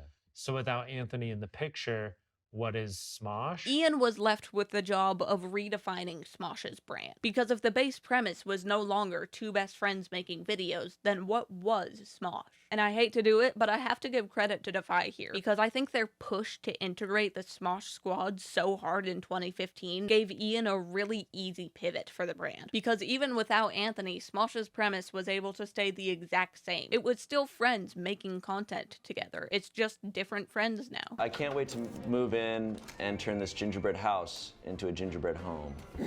You're stupid. Do you have a gingerbread wife? Yeah, but we're having gingerbread problems. This mini pivot was accomplished in the video right after Anthony left, called The Truth About Smosh, where Ian reintroduced viewers to the on-screen cast and introduced them to the entire behind-the-scenes crew. It was basically him saying, I'm still committed to Smosh, and so are all of these guys. This is still the same Smosh you've always loved, just a little bit different. And it truly was just that. Throughout the second half of 2017, Smosh kept posting their regular series, like Every Blank Ever, The Big What If, and the occasional one-off sketch. But they did switch stuff up a little too. They started the Smoffice, a series of sketches that took place in the Smosh office, where the cast would play exaggerated versions of themselves. Hey, Courtney, thanks for bringing me lunch today. That was so nice of you. I didn't bring you lunch. Yeah, good one. Before we move on, we've got to rank this year. And I've got a pretty hot take, because I think this was a solid A tier, which feels insane to say, considering that this was the year that Anthony left Smosh. But I think they made some really good videos this year. Like, don't get me wrong, a lot of their stuff still barely hit the very low bar of meh. But despite all the drama, they made a lot of solid stuff. I'm a fan of this year. And you know what? So's Winks. I bet he would vibe with Smosh 2016. So take that, losers. I don't even know if you disagree with me. On to 2018, I think it's high time to set the scene again. Throughout this year, the Walmart yodeling kid appeared, Black Panther came out, Mamma Mia 2 happened, and it was pretty bad. Two of my favorite rom-coms came out. Logan Paul did that one really bad thing in a forest. But also of little to no importance in the grand scheme of life, Smosh came out with 2 new series. You posted that and The Most Annoying Kid. To start us off, You Posted That was Smosh's very own original game show hosted by Ian. The basic idea of this show was to bring up other YouTubers' old embarrassing tweets, so each episode had 3 contestants from other popular channels at the time competing throughout 3 rounds. For round 1, contestants would be shown an old tweet of theirs with a keyword blacked out, and they'd have to guess what the word was. Oh, it's procrastic. I'm sorry, what? Isn't it procrastic? Isn't that what I said? For round 2, contestants' old tweets would be shown with their names blacked out so that no one knew whose tweet was being shown, and then all 3 contestants would vote on whether or not the tweet was funny. If majority deemed it funny, the person who tweeted it was revealed and received points, and if unfunny, they were just lightly shamed. Katy Perry told me 3 times that she thought I was funny, so I'd like to be referred to only as a comedian from now on. Is that a joke? And the structure of round 3 would change a bit every episode, but most of the time each contestant would be given a caption from either Ian or a fellow competitor's Instagram, and they'd have to match it to the photo that it was posted under. You want it to be that one? It's gonna be a trick one, so I'm guessing Hooker Sonic. Is it Hooker Sonic?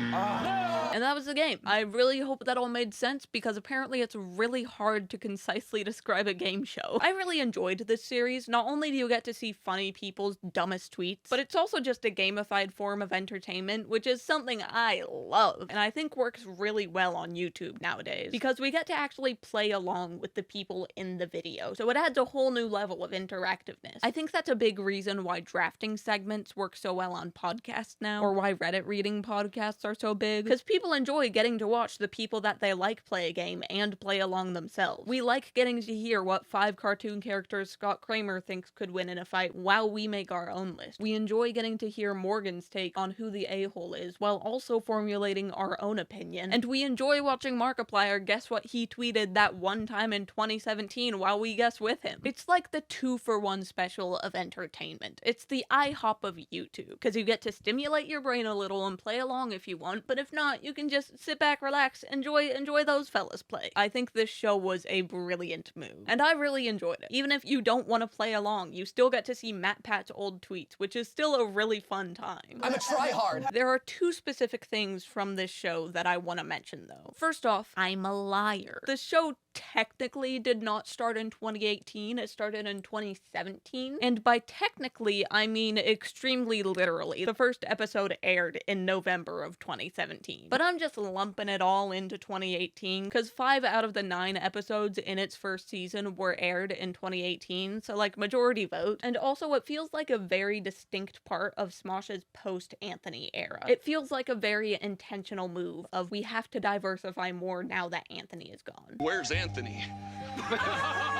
So it has the aura of 2018, you know? The second thing I want to point out about this show is its guests, because I don't know if this is more of a sign that I haven't been on YouTube that long or that 2018 was a while ago, but I only recognize 7 out of the 24 guests they had on the show. And one of them is Shane, and 2 of them I only recognize for very, very bad reasons. Like Captain Sparkles, I guess I technically recognize. I'm pretty sure he's one of the only Minecraft YouTubers who's not a pervert. Gabby Hanna, I've definitely heard that name before, and Sophia Nygaard, I want to say worked for BuzzFeed at some point. But like, who is Lily Marston? Who is Lisa Schwartz? Who are Ricky Dillion and Elliot Morgan? I need to know, is this just a me problem? Have I just not been on YouTube long enough? Do you guys know who these people are? But you know what? Spin Zone, me having no clue who most of the contestants were and still enjoying the show is a testament to how good it was. So booyah. Go watch You Posted That. It holds up, and I'm sorry for saying booyah. For the second series that Smosh started this year, we've got The Most Annoying Kid, which was a series of mockumentary sketches following a character Shane created called Jordan Schwartz. Jordan, Something's wrong I need with you my to desk. sit I don't know. like My a desk normal person. It's not my fault. It's the desk's fault. Yeah, I've been pretty funny all 12 years of school, but this is the last month of senior year. The first episode of this series was The Most Annoying Kid in School, and it's exactly that. It's all about Jordan's attempts to get voted class clown of his high school, except he's not funny at all. He tells the same terrible jokes over and over again. Good afternoon, class. Or should I say, hood afternoon? You're late. But he wants to be class clown very badly. Concerningly badly, almost. He needs validation so much. I think he just needs a friend. Why do paper maps always lose poker tournaments? Because they always fold. But aside from that, the sketch was really funny. I enjoyed it. I would absolutely recommend it. The other episode of the series that came out this year was The Most Annoying Prom Date, which also highly recommend. And 4 more episodes came out over the next 2 years, so we'll talk about those when we get there. But as long as we're talking series, we gotta talk about Every Blink Ever, because I think they nailed this series this year. Ever since they started back in 2015, I've felt like the Every Blink Evers have been very hit or miss. Occasionally there'd be a really funny one, but most of them weren't very good. And I think that's because they didn't branch out enough in their topics. They kept choosing subjects that a million jokes have already been made about, like every ex ever or every election ever, and whether intentionally or not, they would choose these topics and then reuse the same jokes that you've already heard about them a million times. So it all felt really stale. I can't believe you're wearing a red shirt in a Target. Why would that be a problem? Hi, excuse me, I'm looking for the cat toys. Oh, ma'am, I don't actually work here. I'll get us a cart. Whoa, babe, you don't need to get us a cart. We're only getting like 2 things. Okay. Babe, you sure we don't need a cart? But in 2018, they started picking a bit more niche topics, like every subway ever, every anime ever, every Urban Outfitters ever. All of these are still broad enough that pretty much anyone can get the joke, but they're not so broad that even Winx has heard every joke under the sun about them. For instance, my favorite Every Blink Ever from this year was Every Anime Ever. They actually animated this whole video, and it opened with its own theme song and everything, so props to them for the commitment, first of all. And every bit, just hit after hit, you guys. This video was incredible. And part of what makes it so good is that it's just niche enough that I can't think of a single time that I've heard a joke specifically about anime, which means that there's not really any overused jokes that they can jump to. They're kind of forced into originality. But at the same time, it's still a broad enough topic that even though I've never really seen any anime, I'm still aware of its tropes. So from the little I have seen, it seems pretty accurate and quite funny. I am frankly, fully, thoroughly obsessed. So this is it? Am I dying? I've let everyone down. Mother, father, brother. I'm sorry. Wait, brother? You should always do your best, even if you just got shot. He's right. I can't give up just yet. There are 2 more really good one-off sketches from this year that I want to talk about, and then we'll get into the bad of the year, because don't worry, there's still a lot. But to finish off the good section, first we've got The Mind of Shane Dawson, and I'll be real, I've got something pretty embarrassing to admit here. When I was 13, along with my Smosh phase, I had a Shane Dawson phase. I watched his entire series on Jake Paul, and my little mind was blown. I thought this was journalism at its peak, but I have changed. I am a reformed human being now. I haven't even watched a Shane Dawson video in years. I hope you guys can forgive me. I've made a lot of mistakes in my life, but you know what? I'm here every day showing up, trying to be better. I'm going to be better. So if you want to see my journey to become a better person, a better me, don't forget to smash that subscribe button, comment #LifeGoals down below. This video was amazing. Ian plays Shane flawlessly. He nails all of his mannerisms. They have all the classic moments where the most minor thing to ever happen happens and Shane goes, "Oh my god. Look, I'm shaking. This is so spooky. Look at my hand, it's shaking." Oh my god. It just hit me. Oh my god. This video is actually perfect. For me, this is a contender for best Smosh video ever, okay? I really liked this one. Another one-off I loved was $10 Queer Eye Transformation, which is a part of the Smoshfest series. In this one, the cast gets anonymous email crying for help, and they all just assume that Ian's the one who sent it, so they go to his house to give his life a makeover. Only Ian wasn't the one who sent the email, it was actually Shane, so the whole time they're just making fun of Ian's life that he is perfectly happy with. I have a girlfriend. Look. Boom. Real. Ian, are you trying to tell us this beautiful woman is your girlfriend? That's clearly a construct of your imagination. While Shane is having a mental breakdown in the background, and eventually in the foreground, too. Go, Ian! Yo, is everybody gonna ignore the fact that Shane is completely bald right now? What you see before you is merely an illusion. This video was spectacular. Consider me enamored. I've never seen Queer Eye, so I don't know how accurate of a parody it is. Please don't come for me. But I do know that it's a funny little time. There are so many more good videos from this year that I would love to talk about, but I can't keep yapping forever. This video is already way too long. So let's get to the bad of this year. Still being under the reign of Defy, Smosh made a lot more borderline kids content this year, with videos like every middle school ever, every PE class ever, every classroom ever, every high school party ever, every high school relationship ever, every homecoming ever, every trick-or-treat ever. Notice how these are all related to things you do from the ages of 12 to 16. And don't you worry, gang, if you thought, well, maybe some of the jokes are still funny. They're not. Unless you're within the ages of 12 to 16, they're not. Heck, even if you are 12 to 16, I don't know if you find those funny. I feel like that's an insult to your intelligence for some of them. To really illustrate my point, here's a little sampler of jokes from these videos. So this weekend, I think that Emily and I are gonna be making out. But doesn't she have braces too? Yeah, so? Oh, so you have to be careful, otherwise if you kiss her and your braces get locked together, everyone's gonna know you're kissing. Whoa. Oh God! Okay. Oh, Ow. Jesus, get off! OMG, Tyler and Jenny are kissing. No. Oh, guys, my mom's FaceTiming me. I told her I was studying tonight. Oh, yeah, oh God, no, I can't. Dad, okay, we good, okay. Hey, Mom.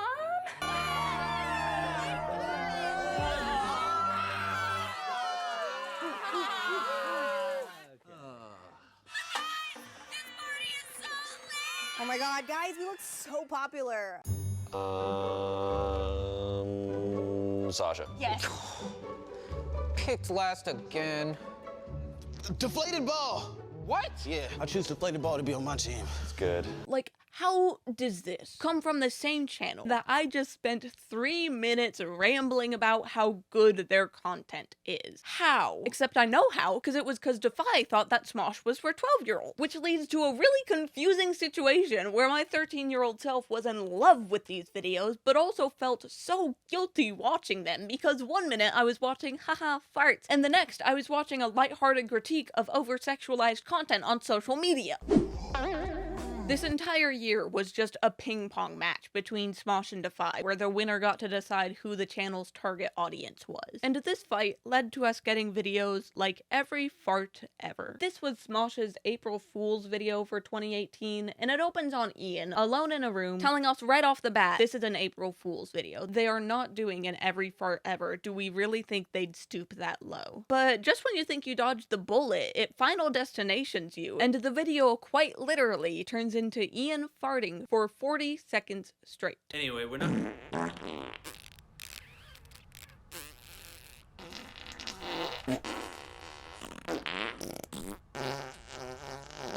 And look, I'm not wholly anti-fart jokes, okay? I think the well-timed fart joke can be hilarious, but this ain't it. My instinct reaction to this video was to go, what are we, 12? But then I realized that yes, according to Defy, we are 12. Happy birthday, you just turned 12. How does it feel, kiddo? I might be too heated about this, but I have good news and I have bad news about this ping pong match. The good news is Defy didn't win. The bad news is neither did Smosh. The ping pong table just kind of self-imploded instead, because at the end of 2018, Defy very abruptly shut down. Smosh is homeless. Super homeless.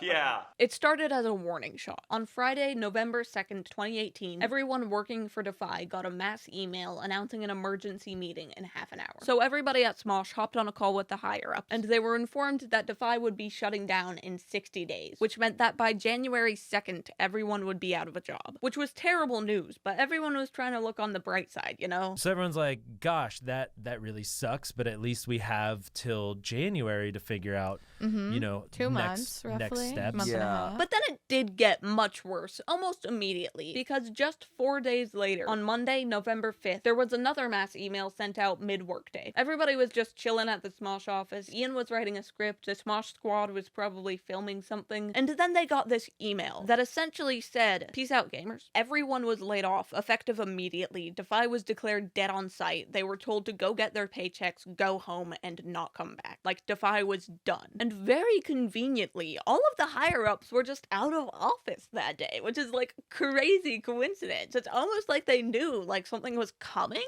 I don't know. So it was at this point that everybody over at Smosh completely lost it, and they threw a rager in the office that night. People were sent to buy alcohol, they already had a bunch of food for a shoot they were supposed to be doing that week. People started stealing old props and costumes, they started smashing Defy mugs with baseball bats. Somebody pissed on the president's desk. Like, I think this day is why the word rager exists, because calling what happened that day a party would be a criminal misuse of the word. So they have their rager, everybody loses it, and then Tuesday rolls around, and everybody goes, oh. Now what? Because at least speaking for the cast, nobody was ready for Smosh to end. They didn't want to just move on, get a job at Starbucks, and start auditioning for commercials. But they also didn't know what to do without a parent company. And it was in that moment of complete confusion and fear that Ian stepped up. I remember like telling some people, I was like, look, I don't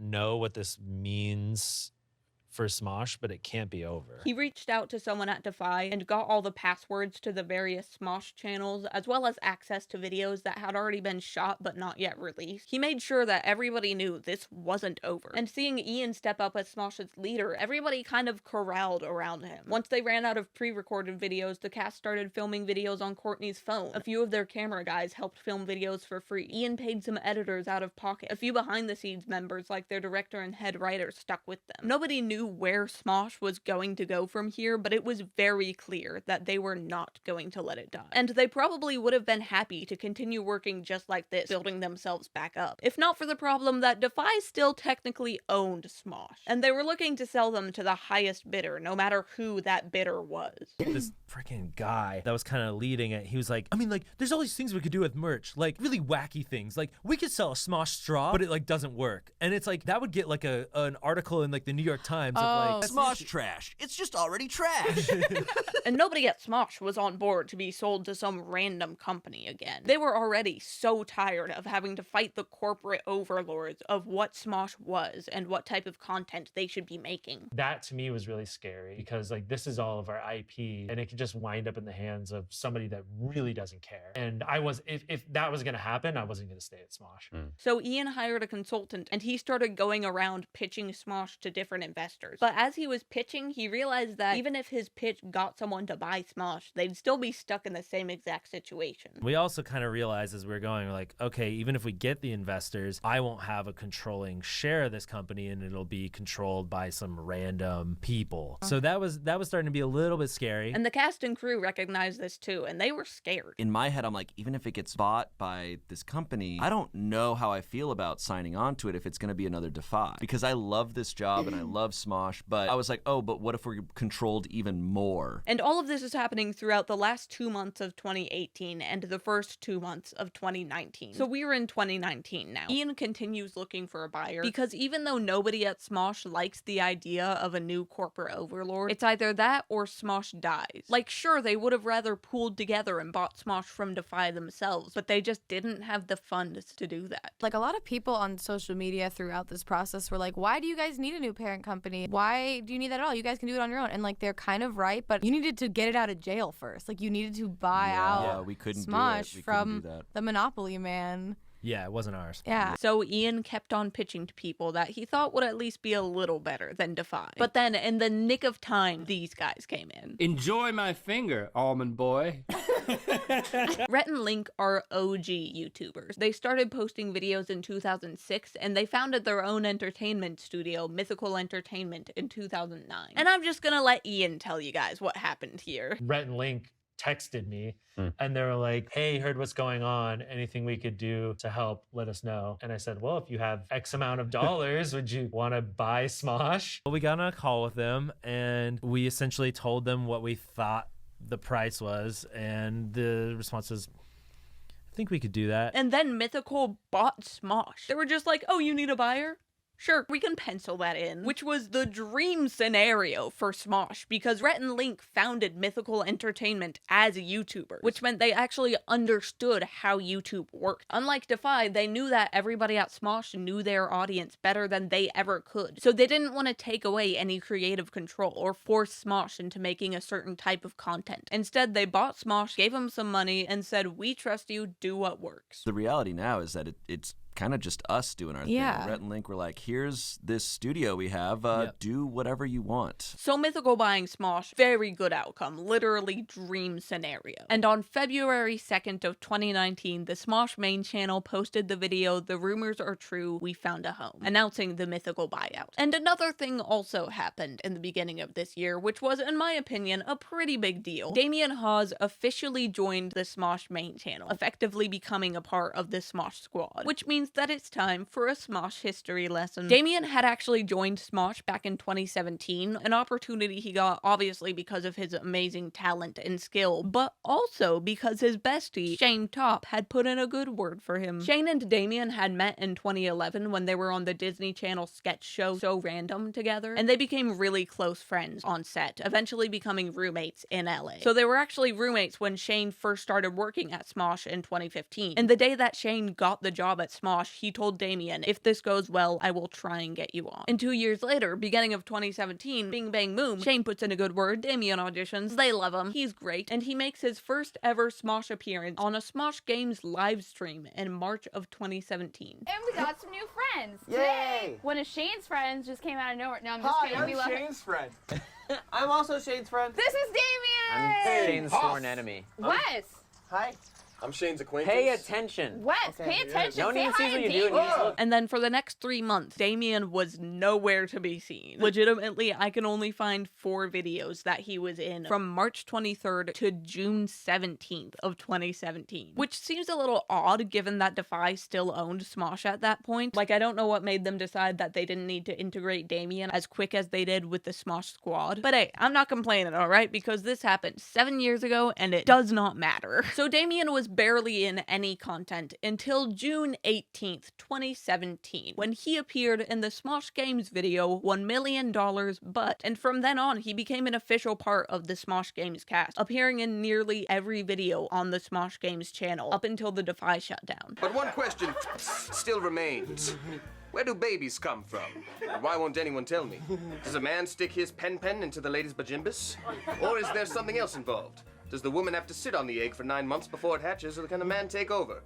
If the man poops during intercourse, will that make the baby come out all weird? Of course, as we already know, after the Defy shutdown, the Smosh main channel kept making sketches while looking for a buyer. But the Smosh Games channel just completely stopped posting. So Damien was kind of screwed, because the Smosh Games, that was his bread and butter, his broccoli and green beans. I really like vegetables. I eat 2 pounds of steamed broccoli, green beans, and cauliflower rice every night. So that was a good analogy for me. Do you like steamed green beans? But Damien was not ready to stop. Like the main cast and crew, he was not giving up on Smosh. So he hopped over to the Smosh main channel and started making sketches with the Smosh squad while they were in this weird in-between phase. And then once Smosh was bought out by Mythical, he stayed on the main channel. Eventually Smosh Games came back and he started appearing in almost every video on that channel too. But he was a certifiable sketch lad now, so he still acted and helped write a lot of the main channel sketches while also appearing in the games videos. So given all of that, I think it's safe to say that Damien became an official part of the Smosh squad in 2019. And I will die on this hill. I am the guy in the meme sitting at the table. You know the one. You know the meme. It's the meme. He's like, change my mind, you can't.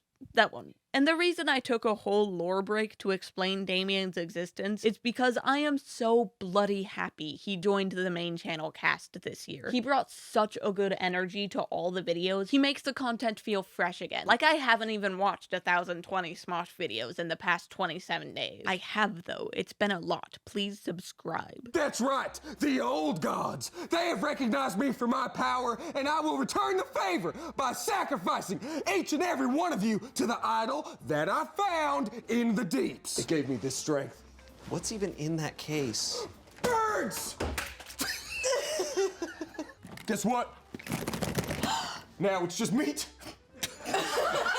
So you can expect to see Damien a lot as we talk about the content from this year. Now, speaking of content, we've got a few things to go over, but first up, I want to talk about the content that Smosh made at the very beginning of 2019, before Mythical bought them, when they were still in that weird in-between phase of, are we gonna get bought out by a straw company? Smosh put out 6 sketches in this time, and I think they serve as great evidence that you do not need a huge crew and BetterHelp sponsorship money to make good videos, because all of these sketches were really good. There was only one that I wasn't wasn't a fan of, called Why Are People So Obsessed with TikTok? But other than that, they kinda slayed. The one that stuck out to me the most was If You Had One Wish, which is a sketch about two Make-A-Wish workers trying to make a sick kid's dream come true. So they ask this kid, Jesse, what his dream is, and he insists that all he wants is for one of the workers to spit peanut butter into the other one's mouth. And they try so hard to get him to ask for literally anything else. But Jesse will not back down. He in fact gives a rousing speech as to why they must spit peanut butter into each other's mouths. My name is Jesse Thomas. I've been alive for 8 agonizing years. I'm the first one to have what I have, so doctors just call it Jesse syndrome. Everything hurts. I scream when I poop. My hands are all weird. When my mom said that people were coming to make my dreams come true, I finally understood this emotion of joy people keep talking about, but I was wrong. So the workers finally concede out of guilt, and they spit peanut butter into each other's mouths off screen, while Jesse watches like a joyful little psycho. And he makes them go through 2 of the biggest jars of peanut butter I have ever seen. Like he got these from Costco. And you may be thinking that this all sounds really, really disturbing, and you would be so right, but it is disturbing in just the right way, that it is hilarious. Because the whole time you're like, what is wrong with this kid? This child is not okay. I think he's killed people before, like multiple people. A lot of people probably buried them in peanut butter. And then at the end, you find out that this kid is not in fact Jesse. That is his little sister. He is not ill at all. And somehow that just makes it so much worse. I fear Damien in this sketch. Chef's kiss to his performance. He made the perfect psychopath child. And chef's kiss to him and Shane for co-writing this sketch. This was a truly iconic video. 1 out of 1 would recommend. It's me. I'm the one. Go watch it. My other 2 favorite videos from this in-between phase were Every Food Delivery Ever and This Conspiracy Theory is Dumb. I'm not really gonna get into them, but I would definitely recommend checking them out. And now on to their videos post Mythical Buyout. They made a lot of good stuff this year. At least 8 of their videos are what I would consider peak sketch comedy, such as The Truth About TikTok E-Boys. And let me tell you, this sketch is layered. Call it a Friends Thanksgiving episode, because there's a lot going on in this trifle. This one's another good old mockumentary sketch, and it follows infamous TikTok E-Boy Dameron Pate, aka Damn Dameron, who is played by Courtney, which is already a great start, because this will sound really weird, but I love it when Courtney plays a teenage boy character. She is so good at it. Oh, I'm so sore from creating my own path. I love a girl who has memories. Anyway, the sketch is a mockumentary about Dameron's life as a TikTok e-boy. So it opens with him talking about how successful he's gotten on TikTok, all by posting low-effort thirst traps. So within the first minute, the bit is very clearly set up. TikTok dumb, TikTok easy. But then Dameron's dad/manager comes in, and there's a bit of a perspective shift as we realize that Dameron's dad is the one who encouraged him to start posting in the first place. And he's kind of puppeteering Dameron for his own profit. Look, you just gotta embrace the clout, kid. More clout? More coochie. Get out there and slang some dong at school. Your tweet got a lot of attention. As long as Dameron's making money.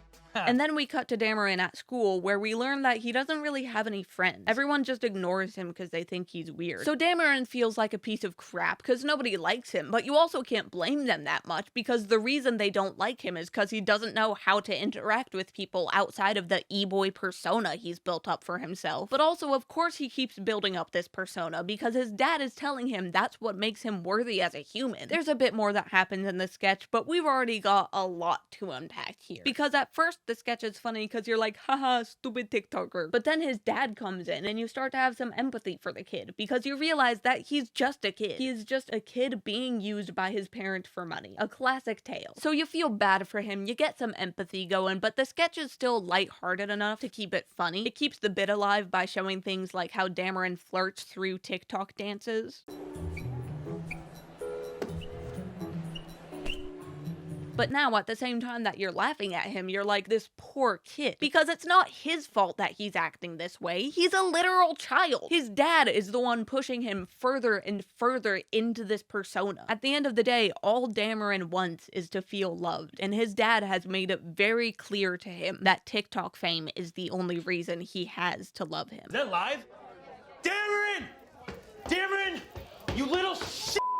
Dameron! Dad, no! What are you doing? Stop, Dad! Look, this This is not for bottling up your emotions. TikTok is for just looking like a sexy boy like you are. Show off your abs. So it is a really funny sketch, but at the same time, it's a social commentary on kids being taken advantage of and the need to extend empathy towards others. I really did not see this one coming from Smosh, but I really truly enjoyed it. And by the end, I was like, yeah, I do need to be less judgmental, which is maybe a bad realization to have during this video, but you win some, you lose some, you know? There were also 2 new episodes of The Most Annoying Kid this year, which were both wonderful, and in October they brought back You Posted That, which was a more than welcome revival. I don't have a lot to say about this revival. I mean, the format is all the same. I already said my piece in 2018's section, but I do want to mention that they did an episode with Michelle Carre this season, and it was the best episode of the series so far. I do not think Michelle gets enough credit for how funny she is. You said, I think deeply about blank at least once a week. I was gonna say the Clock Stoppers movie, because I do think about that deeply at least once a week, and I've tweeted about that before. Why? That movie blew my mind because they could stop time. I assume that much with a title like Clock Stoppers. Well, what else do I think deeply about?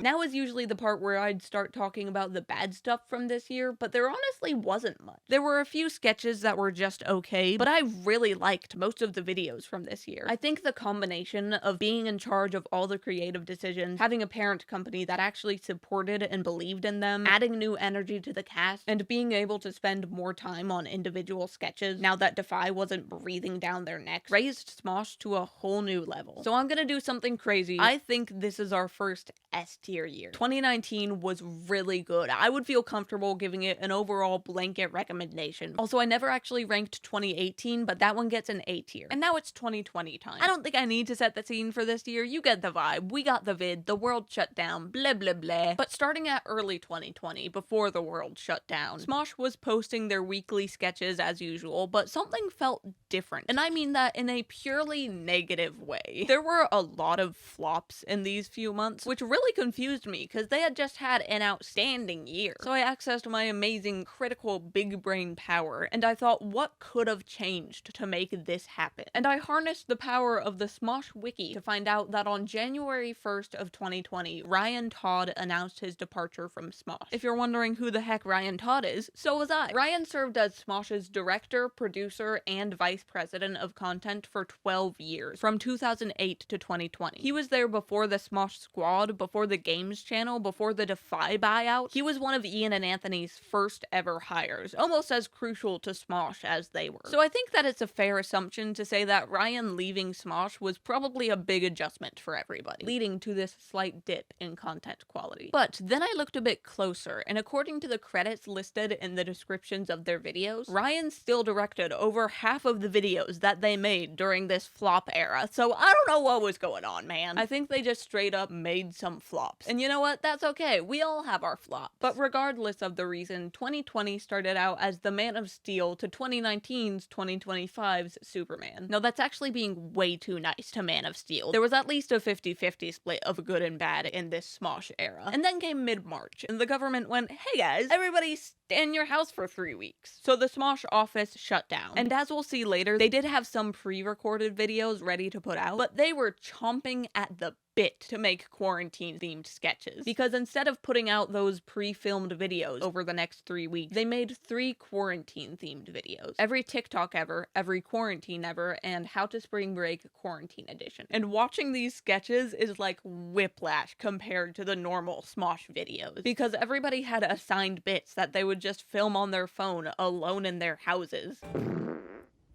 Did you just fart? No. I sharted. That's disgusting. Are you gonna change? No. Quarantine life. It's gross. Deuces.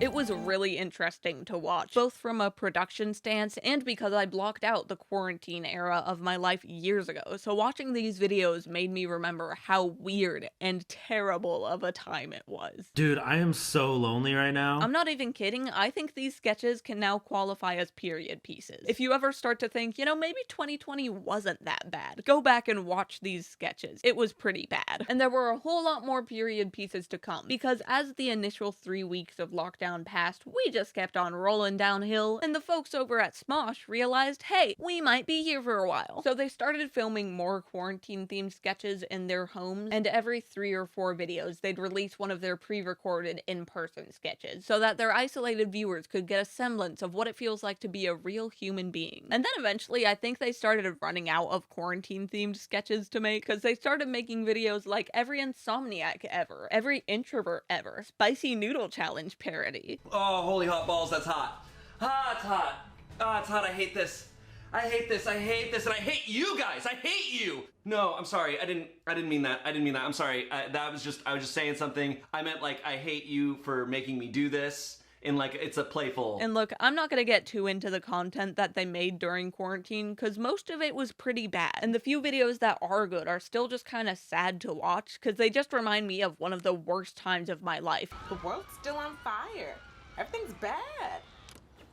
But there are some new cast members from this time that I have to mention, which are Amanda Lee Hancanto and Tommy Bow. Tommy had been Smosh's social media manager since 2017, running the Smosh Instagram, TikTok, Twitter, and Facebook, and when quarantine happened, they just needed an extra guy to do some bits, so they had him hop in a few sketches, and then for the next year or two, he was barely in anything, just kind of an extra dude for whenever they needed one. But later on in 2022, he became an official Smosh Cast member, so we'll be seeing a lot more of him later on. And as for Amanda, I could make a whole video on just Amanda's lore alone. She is wonderful. There is simply no concise way to fully describe the human that is Amanda Lee Hancanto. But in short, she has a background in improv, and she has become a beloved member of Smosh since she joined the cast in 2020. Mexican salsa, yes. There were also 2 new members of Smosh that joined in 2019 that I forgot to mention earlier, which were Jackie Uwe and Kimmy Jimenez, so they're here now too. Now back to the actual content of the quarantine era. I'll make this quick. The only video I would recommend from this time is The Most Annoying Kid in Quarantine, another Jordan Schwartz special. And besides that, I'd recommend pretending this era doesn't exist. Someone said I'm out of touch.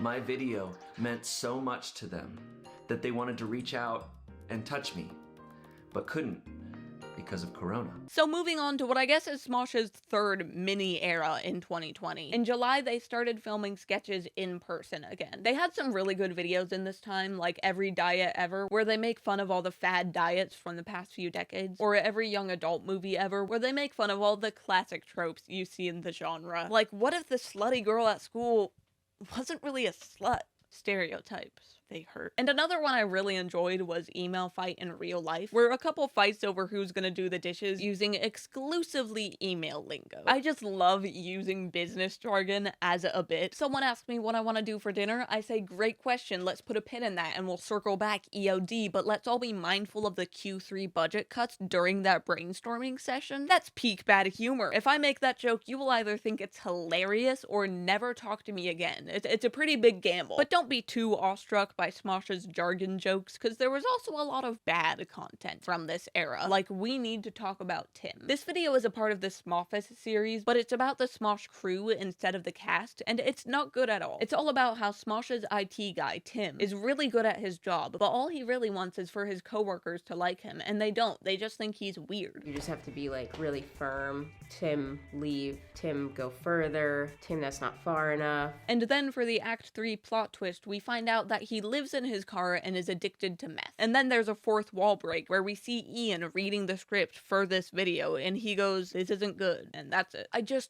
What's the joke here? Because once again, it feels like I just watched 10 minutes of setup for a punchline that never came. Was the joke Ian not liking the script? Just acknowledging the fact that we just watched a bad video? Because that's not a joke. That's just saying, suck it, losers. We just wasted 10 minutes of your life. That's just the purple feather story, my guy. They also tried to make their own news show during this time, hosted by Shane, called The Gosh Darn Effing News. And oh boy, was it bad. Based on the format, I assume it was inspired by SNL's Weekend Update, so it had a lot of potential, but it did not meet it. The Gosh Darn News was made up of 4 segments: news, mini interviews, city of the day, and sketches. The news section was a carbon copy of Weekend Update, where Shane would say something that happened in the news that week and then make some jokes about it. Mini interviews were a shoot-off of the news section, where Shane would give us a piece of news and then interview a fake guest about it. And mini sketches weren't really related to the news at all. They were typically introduced as fake ads, or just as a news segment that wouldn't make any sense. And now for our most confusing segment that you're not going to understand at all. It's a hot take from another era. Hey, it's your boy Thad, reporting from the Salem witch trials. And City of the Day was actually the one segment that I always enjoyed. It had a whole intro song with all these elaborate visuals, and then Olivia would name a city, and that was it. That was the whole segment. Macomb, Illinois.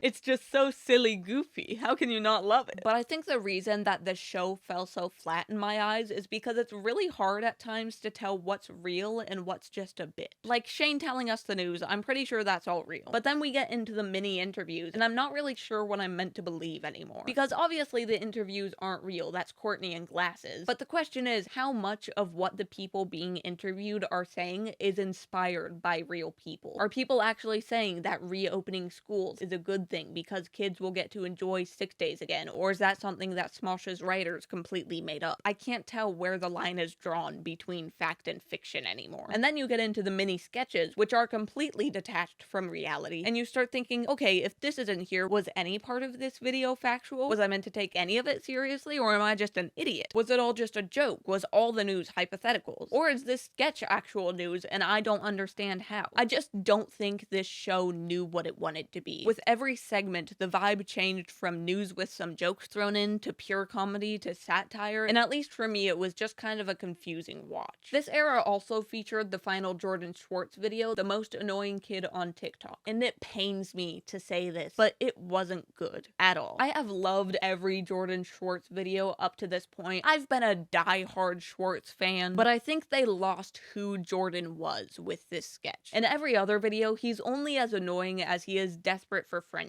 which makes us able to empathize with him while we laugh at him, because we can tell that all he really wants at the end of the day is for other people to like him, and that's what we all want. He falls into the Michael Scott archetype, where you never want to know him in real life, but you want to see him succeed on screen. But in this final Schwartz installment, Jordan is just kind of a creep. There's no redeeming quality about him. He's completely lost the desire for friendship. He doesn't care if anyone around him likes him at all. All he really wants is clout. Samantha doesn't realize this, but we're doing a collab right now. This is gonna get so many likes. I saw you filming me and stealing my content. Stealing, collab, tomato. They completely ruined his character. And maybe I sound ridiculous taking the character development of this sketch comedy character so seriously, but they had something going here. Jordan was a genuinely well-written character, and they ruined that character within one single sketch. So I'm pretty upset, very disappointed, a little heated, and I think I have the full right to be. Your hair looks really good today. Thank you.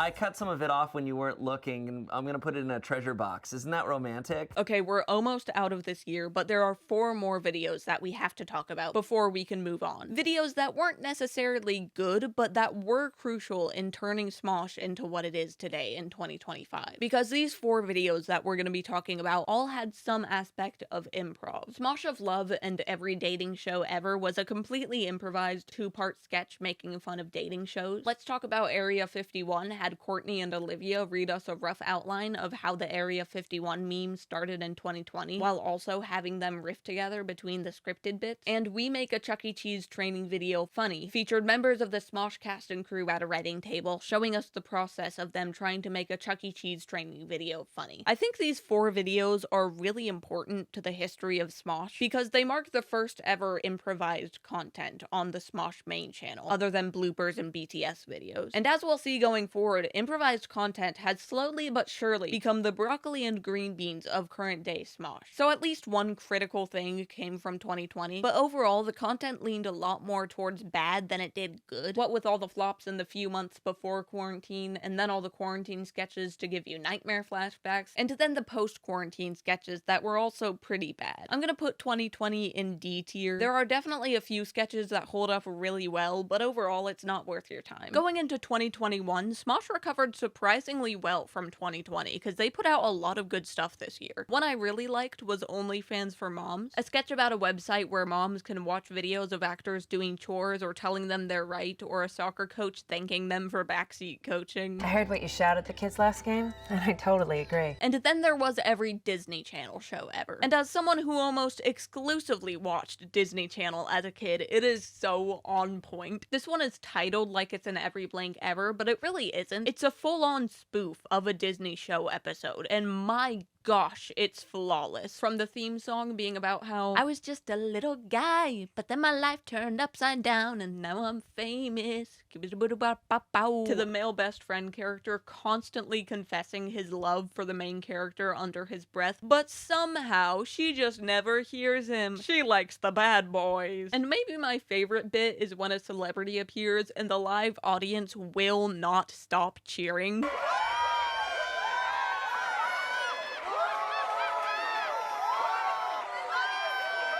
This bit is so on point. I remember when the first episode of Girl Meets World, the follow-up series to Boy Meets World, came out. It was 2014, so I was 9. I had no clue what Boy Meets World was. Could not care less. But when Cory and Topanga came on screen for the first time, there was so much cheering, and little 9-year-old me was irked. My 3rd grade self, no clue who these people were. I was just like, can we get on with the plot already? I'm a sophisticated cinephile watching Girl Meets World. I need to know if Lucas likes Riley back, okay? Wrap it up. This sketch was so good. They also did an Every Nick show ever, and although I didn't watch much Nickelodeon as a kid, it still hit. And Courtney actually directed both of those sketches, so slay. And the last good sketch that I'll mention from this year is Ian Misses the Old Smosh. In this one, Ian hits his head and reverts to his 2011 self, and he starts ruining a sketch by trying to film it in the style of Smosh from 2011. And let me say, as someone who has watched every single Smosh video ever over the past 2 months, it is painfully accurate. They make jokes about how they need a bikini girl for the thumbnail. Ian won't stop calling everyone Anthony. He yells and overacts every single line. And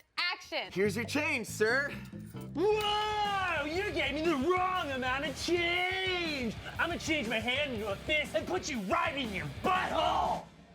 This is 1000% what old Smosh was like, okay? People who miss the old Smosh, I think you're misremembering. There are a whole lot more good videos I could talk about, but for now, let's move on to the bad of 2021. This year started out pretty rough, so there are 3 specific sketches from just the first 2 months of the year that I want to talk about. For starters, we have Addison Rae Isn't Real, and I really don't know where to begin on this one. The premise is that a vlogger gets to do a meetup with Addison Rae, but when the vlogger gets to the meetup, she learns that Addison Rae doesn't really exist. She is and always has been a fictional character created by software engineers and social media experts. So instead, the vlogger has to meet up with a guy named Greg wearing a motion capture suit who will be turned into Addison during post-production. And that's the sketch. A vlogger finds out Addison Rae doesn't exist, and then she goes, "What?" And there's a guy named Greg.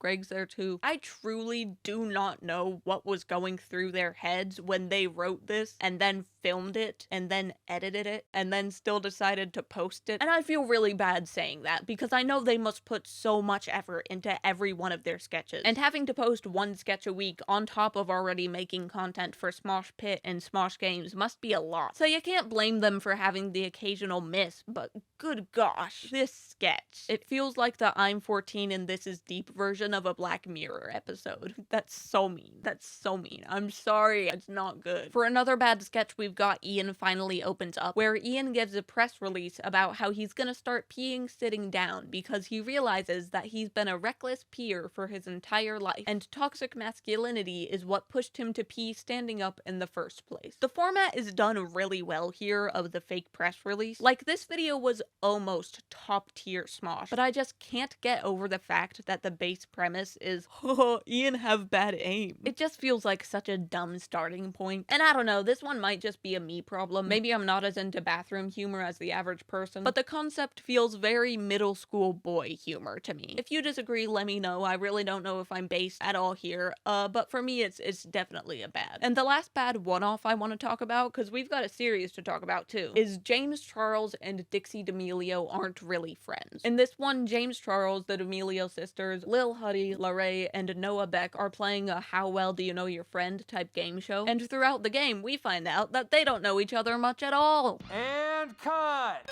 Can you stop touching me? We're not even friends!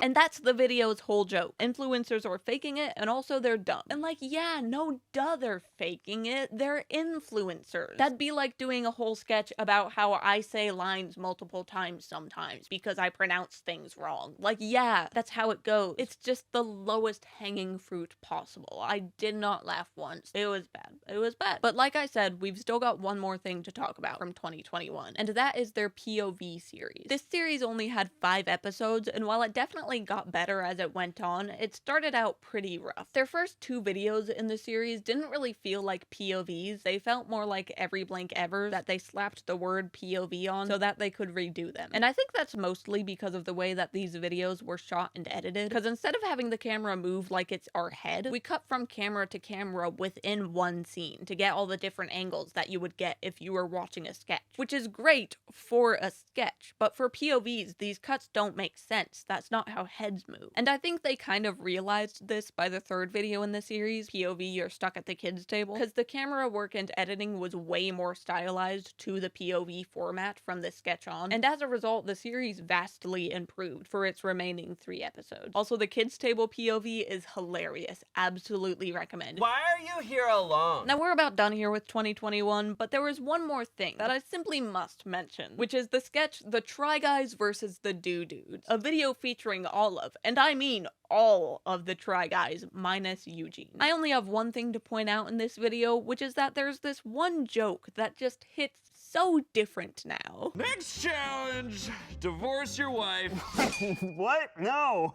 You need to divorce your wife. I'm not gonna do that. And that's a wrap on 2021. I think I'm gonna put this year at A tier. There were definitely a lot of really, really good videos. Like, I could have spent a lot more time talking about the good of this year if I wanted to, but I'm still not sure it deserves an S, because there were still a few bad videos and quite a few just mid ones, so I'm not sure it meets the standard that 2019 did to get an S. But hey, maybe we'll come back to it later. This ranking could change. But for now, we're on to 2022, and wowie zowie zow, was this a jam-packed year. We've got a whole lot to talk about, but first let's set the scene real quick. Wordle was popping, that Try Guys joke from earlier got its new meaning, Elon bought Twitter, Will Smith slapped Chris Rock, She-Hulk came out, and I didn't like it, but you know what I did like this year was Smosh. So 2022 begins, and it's looking pretty rough at first. The weekly sketches have hit a new type of low where they all feel like you're watching someone else's inside jokes play out, and you're missing the context that makes it funny to them. Like in this Smoffice sketch where the cast drinks a Bang Energy, and then they get an adrenaline rush, and that's the whole video. We gotta go on tour.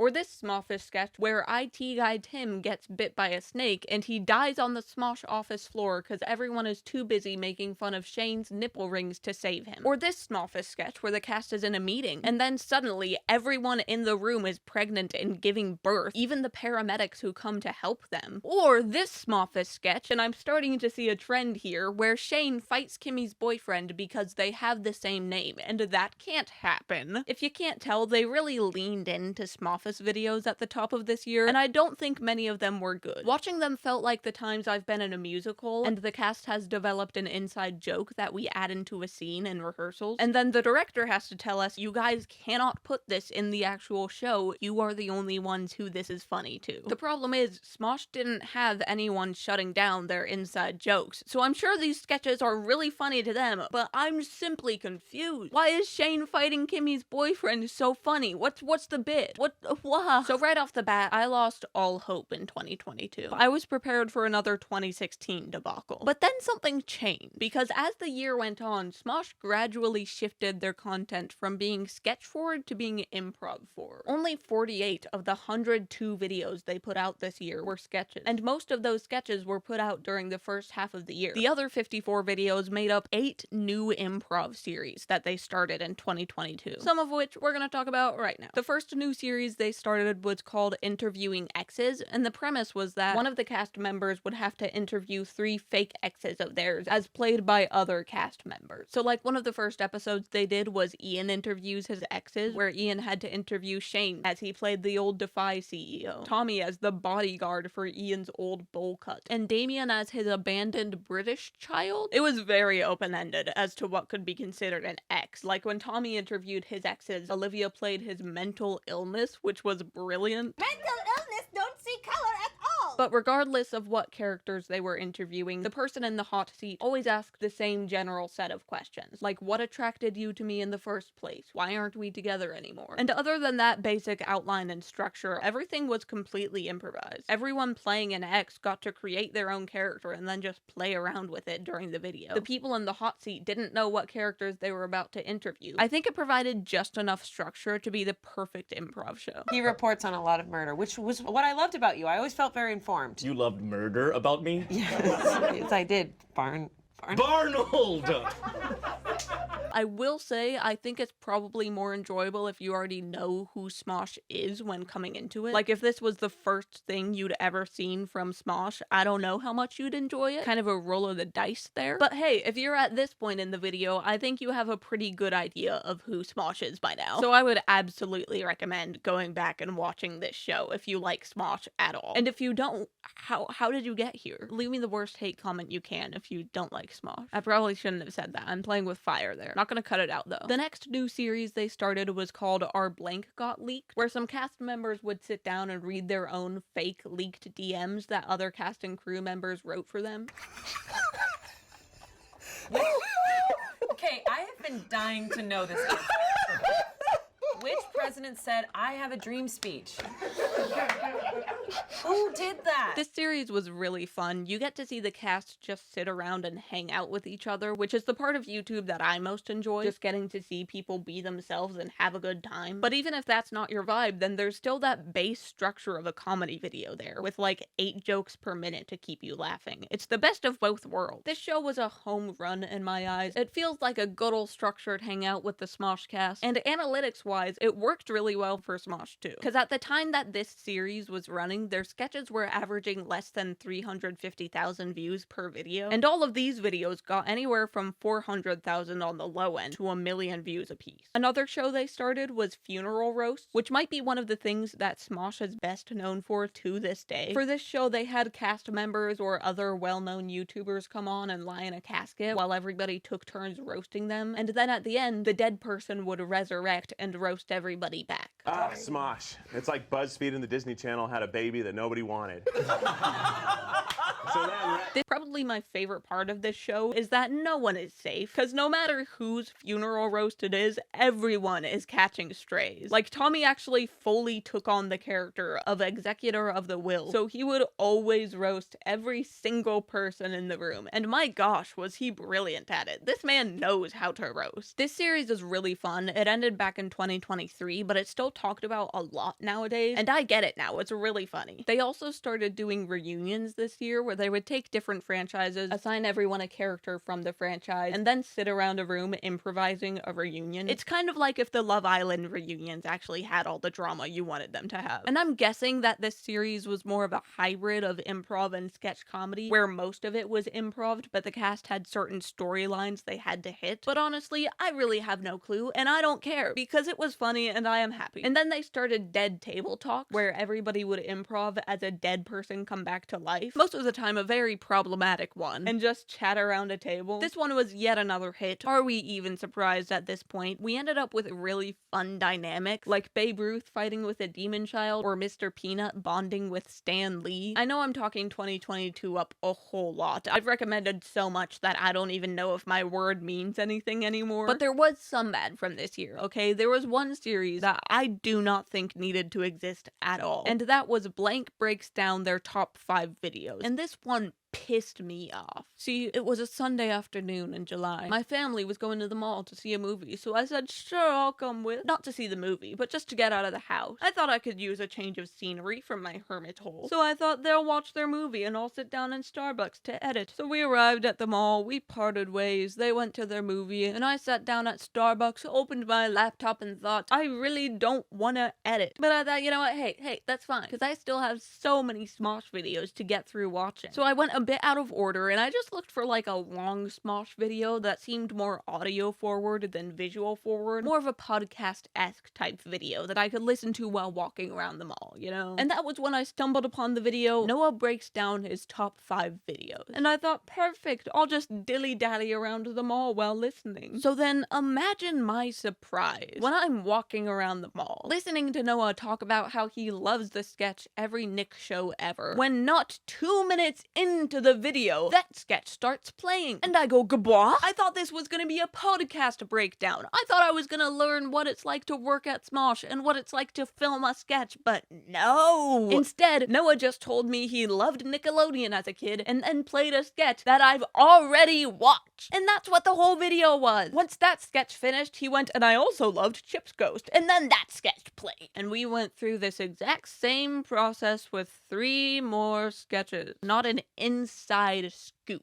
So basically, Smosh just showed me an hour-long ad for Smosh disguised as a video. And then they gave me 6 more hour-long ads for Smosh by having the rest of the cast members do the same thing. If I clicked on this video, I am already watching Smosh. You do not need to convince me that I should watch Smosh. This is like when a TV show does a clip episode. This was Smosh's clip episode, and they turned it, they turned it into a clip series, okay? And oh boy, did I not appreciate it. Now, to bring us back down to earth, it was like 2 weeks ago that happened, and I do understand why they had to do that, because like I said, they started 8 new series this year, so I see them being like, we kind of need to fill time. We're already spending a lot of money and doing a lot of work on the other shows, so I imagine they just did it as like an easy thing to get out when they needed to do more work on other shows, but I still didn't appreciate it. But despite all this, I am still obsessed with the majority of the content from this year, so flipping back to the bright side, 3 beloved cast members joined Smosh this year. Chance McCrary, Angela Giratana, and Arasha Lalani. And my good golly, they are all absolutely fantastic. I specifically want to mention Angela's first ever video, one of the Dead Table Talks, where she plays a demon child, and what an energy she brings. I could have never guessed that this was her first video with Smosh. She just seems so utterly comfortable and immersed in this sketch and in her character. She's what a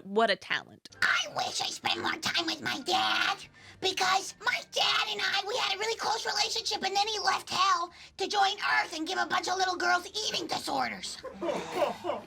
Wow. I'm a little girl. I understand how hard it is.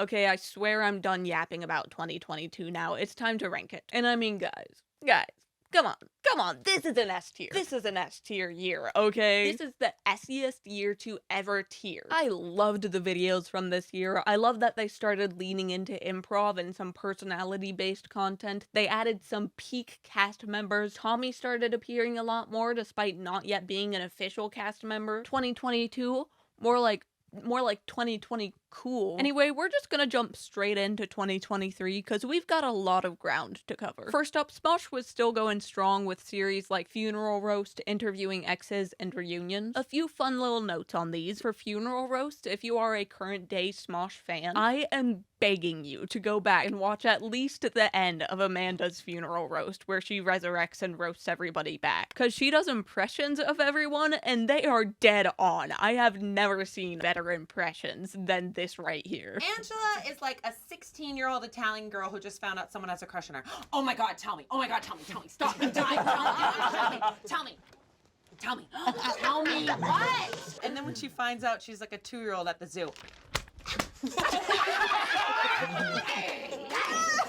This was by far my favorite Resurrection roast from the entire series. And for interviewing exes, I think they made one of their best episodes this year, which is Shane interviews more exes. The real standout from this episode is Courtney playing the absolute archetype of a cringy Disney Channel show character from the mid-2000s. It is absolutely flawless. It's giving She's Radio Rebel. Another episode this year that really stuck out to me was Courtney interviews more exes, and that is because Shane comes in playing a character from one of Courtney's favorite childhood movies, Sonny Malone from Xanadu. This was a hilarious moment for me because I actually made a video last year about that movie and how bad it is. I watched it for the first time with my family when I was like 10, and to this day, I remember sitting there thinking, this is the worst thing I will ever see. And no one I know has ever heard of it. So I am overjoyed at the fact that this was one of Courtney's favorite childhood movies. I would have loved this episode for the Xanadu reference alone, but outside of that, it's also still a good episode. They also continued the series Our Blank Got Leaked, but instead of showing leaked DMs or search histories, they showed fake leaked Venmo histories or dating profiles or TikTok For You pages. Toothbrushing, it's low value. Tigers don't do it, so any woman that does it is also low value. Think on that. Let's go to the next one and hope to God it's a woman talking. And I really liked how they switched it up here. This series was already really good, but something about this slight change in format was way more funny and captivating to me than before. I don't really know why. It may have just been because the cast was still finding their footing with the series in 2022, but it was better. Smosh also started yet another new series this year called Let's Do This. The idea of this series was that Ian and 3 other Smosh Cast members would be presented with a classic problem, like how do you sneak food into a movie theater, or how do you leave a party early, and then everyone would have to present their own unique solution to that problem. So like in the episode The Best Ways to End a Relationship, Amanda's pitch for how to break up with someone is that you hire a doppelganger, pay them to live out the rest of their life as you, and switch yourself out for your doppelganger mid-date, so then you never actually have to break up with your partner. Obviously all of the pitches they make are ridiculous. None of them are actually supposed to work. Like Shane says you should get out of a speeding ticket by pretending tickets make you horny. Everyone at home, say it with me.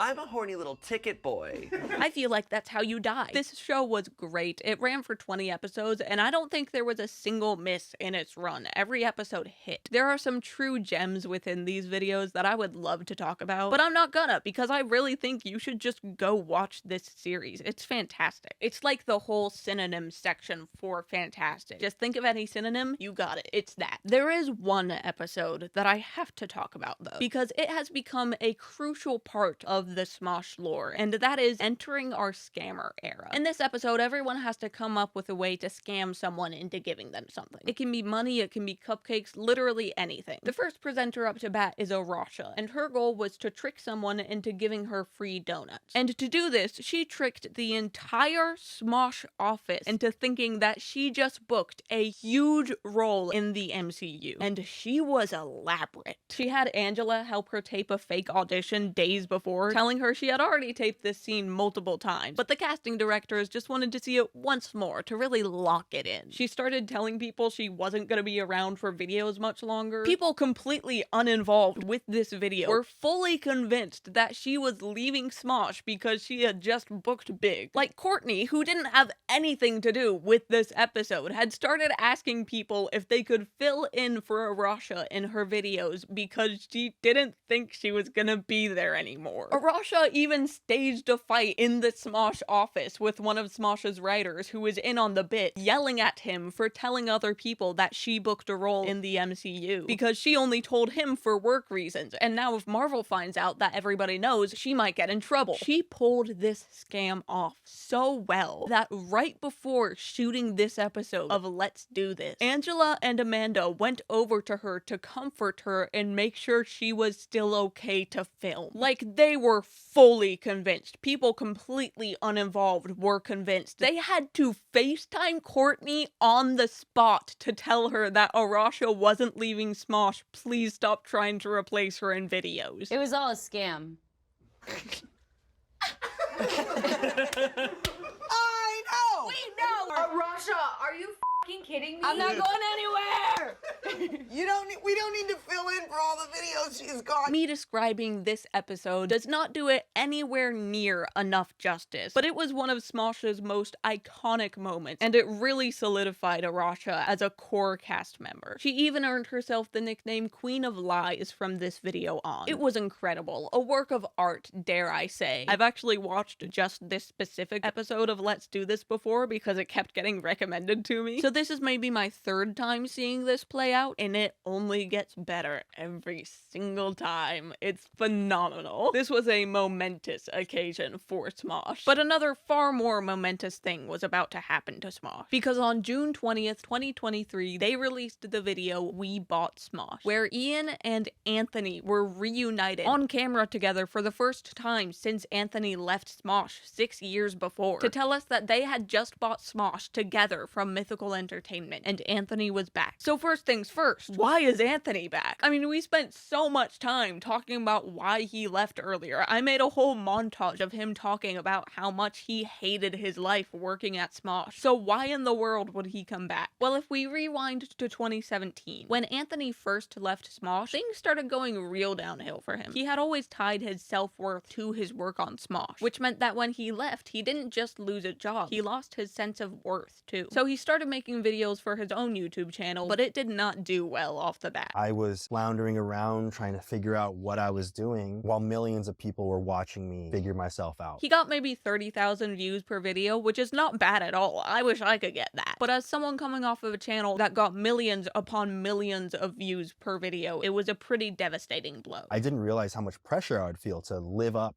to the glory of Smosh that I had in part created. When my numbers started dropping, I felt like I was only good with this one thing that I ever made, and you know, it wasn't because of me. I didn't realize that I would feel my sense of self-worth attached to numbers and success. And on top of his own doubt, he started getting a lot of hate comments on his solo videos. So they'd be like, Smosh is doing so well, better without you. You were, you know, keeping them back. I was getting comments like irrelevant, washed up, has been. I think the comments kind of brainwashed me because I allowed myself to not only read them, but to give them some sort of value, like they knew better, like they were pointing out things that I couldn't be self-aware enough to realize. So he started going to therapy to help cope with everything, and over time he started being able to separate his self-worth from his work. He started to realize that he was worthy of life and love regardless of the value that he could provide. And from my understanding, it seems like this time of rediscovering his own self-worth enabled Anthony to then deconstruct his time at Smosh and to separate his own insecurities and his resentment for what Defy had turned Smosh into from what Smosh really was, what it had started as before Defy, what it was now since the Mythical Buyout. This whole process took a while though. By Anthony's own admission, it took him 5 years to get past his resentment for Smosh and for Ian. And it was then in 2022, 5 years after leaving Smosh, that a friend of Ian's reached out to Anthony asking him if he wanted to get lunch with her and Ian, and he said yes. So the three of them went to lunch together and they just yapped. Ian and Anthony had both let go of any resentment that they had for each other. They could finally just be friends again without all the pressure from Defy to be the bestest friends that ever were, or else Smosh dies. So they started building up a friendship again, and then one day Ian said, "What if we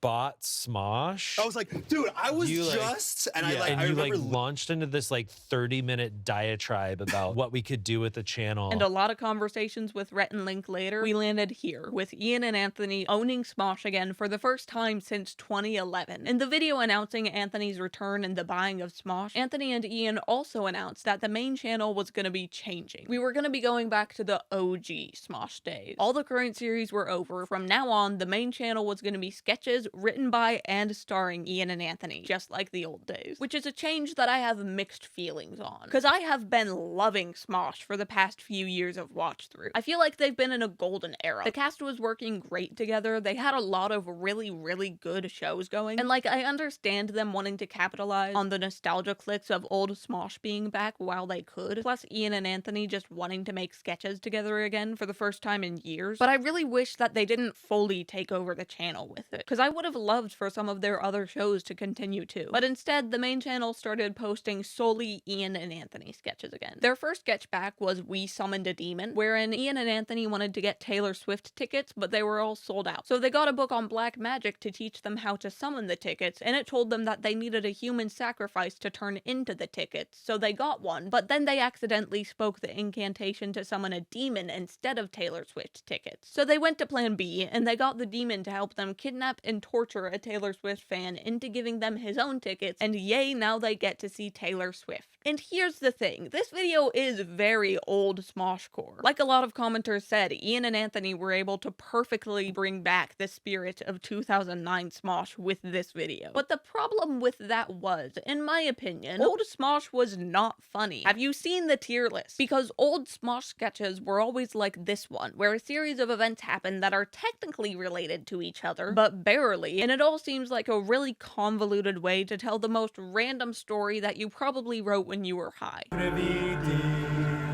I'm sorry, I didn't understand that. Do you want to summon 2 Taylor Swift tickets? Or a demon? What? When did I say anything about a demon? Did you say summon semen? Oh, no, I said demon. Okay, summoning demon. No, wait. It's like if you're traveling from point A to J instead of point A to B, which still technically works. The letter J does come after A in the alphabet, but it all feels very forced. Like, let's start at point A. Ian and Anthony want Taylor Swift tickets, but they're all sold out. Then that would logically lead us to point B, see if there are any resellers. And we could get weirder by maybe going to point C or D, where you could enter a contest to get free tickets, or try and become best friends with Taylor Swift so she would invite you to a show. Now, would these be funny? I don't know, but you can clearly see how point A gets you to one of these points. But instead, they jump from point A, we need Taylor Swift tickets and they're all sold out, to point J. Let's use the dark arts book that you for some reason already own that conveniently has a spell for summoning Taylor Swift tickets via human sacrifice, but inconveniently also sounds a lot like the demon summoner. Which I guess technically makes sense, but only because you did everything in your power to force it to. Now, to be fair, this was probably their worst sketch of the year. Most of their other ones were at least a little better, but for the most part, they still weren't good. I'd classify them as mildly entertaining at best, with 2 exceptions. The first being the sketch Help I Became an NPC, where Ian finds out that Anthony's become an NPC streamer and it starts making trouble for him. Like when Ian is trying to order food off of his Alexa, Anthony walks in the room saying hamburger a bunch because he keeps getting hamburger donations, and then Ian accidentally gets 50 hamburgers delivered. This one is fun, definitely not peak Smosh, but it's a fun time. And the other sketch I really enjoyed from this year was Food Battle 2023. That's right, 6 years later, it's back, it's better than ever. This one channeled the old Smosh in a way that I actually really love, because I feel like Food Battle has always leaned into the campiness of it all. Its best episodes have never taken themselves too seriously, and 2023's rendition is no exception. It has the perfect level of camp that has made this series so good over its lifetime. They have all the classic old Food Battle cliches, from the dramatic introductions of which foods are battling, to it making no sense what tasks the foods can do, to one of them dying at the end. I've come to have a real appreciation for the food battles over the past 2 months of making this video, so I really did love this sketch. However, if you don't know Smosh from the old days and you haven't seen the old food battles, I don't think you'll care at all. This is not the video for you. But alongside the sketches, they also started a podcast on the main channel, Flashback with Smosh, where Ian and Anthony would watch old sketches and give us commentary on them. Basically a rewatch podcast. We got some BTS, we got some completely unrelated tangents. It was a great time. I'm a podcast lover through and through. I have 9 podcasts that I listen to weekly, so this show was literally built for me. I loved it. There's not a whole lot I can say on it because it's a podcast. They just kind of yap, but I will run through some fun facts I've learned by watching it. The Assassin's Creed 3 music video cost over $20,000. Anthony sold a pair of his used socks to a German guy in 2011, and in their brief 2010 series, Charlie the Drunk Guinea Pig, they CGI'd Ian's mouth onto a guinea pig by painting his face around his mouth green. And that's 2023. And you know what? I think we got another S tier in the book. Don't get me wrong, the sketches Ian and Anthony made were not it, but other than that, this year absolutely slayed. The first half of the year, they had more of the same fantastic content from 2020 2022, and I've really enjoyed Flashback with Smosh. It's a really good podcast. This year's another hard S tier for me. Now on to 2024. The year started with Ian and Anthony continuing to make sketches and their podcast, and I have some good-ish news. Their sketches got a little better. There were 4 sketches I really enjoyed from this time, like Would You Push This Button? This one is an infomercial sketch for a button that says shut up whenever you push it. Shut up! Which is a reference to the Smosh of ye olden days, because that sound used to be the intro to all of Smosh's videos. Do you have any ideas for what we can say here?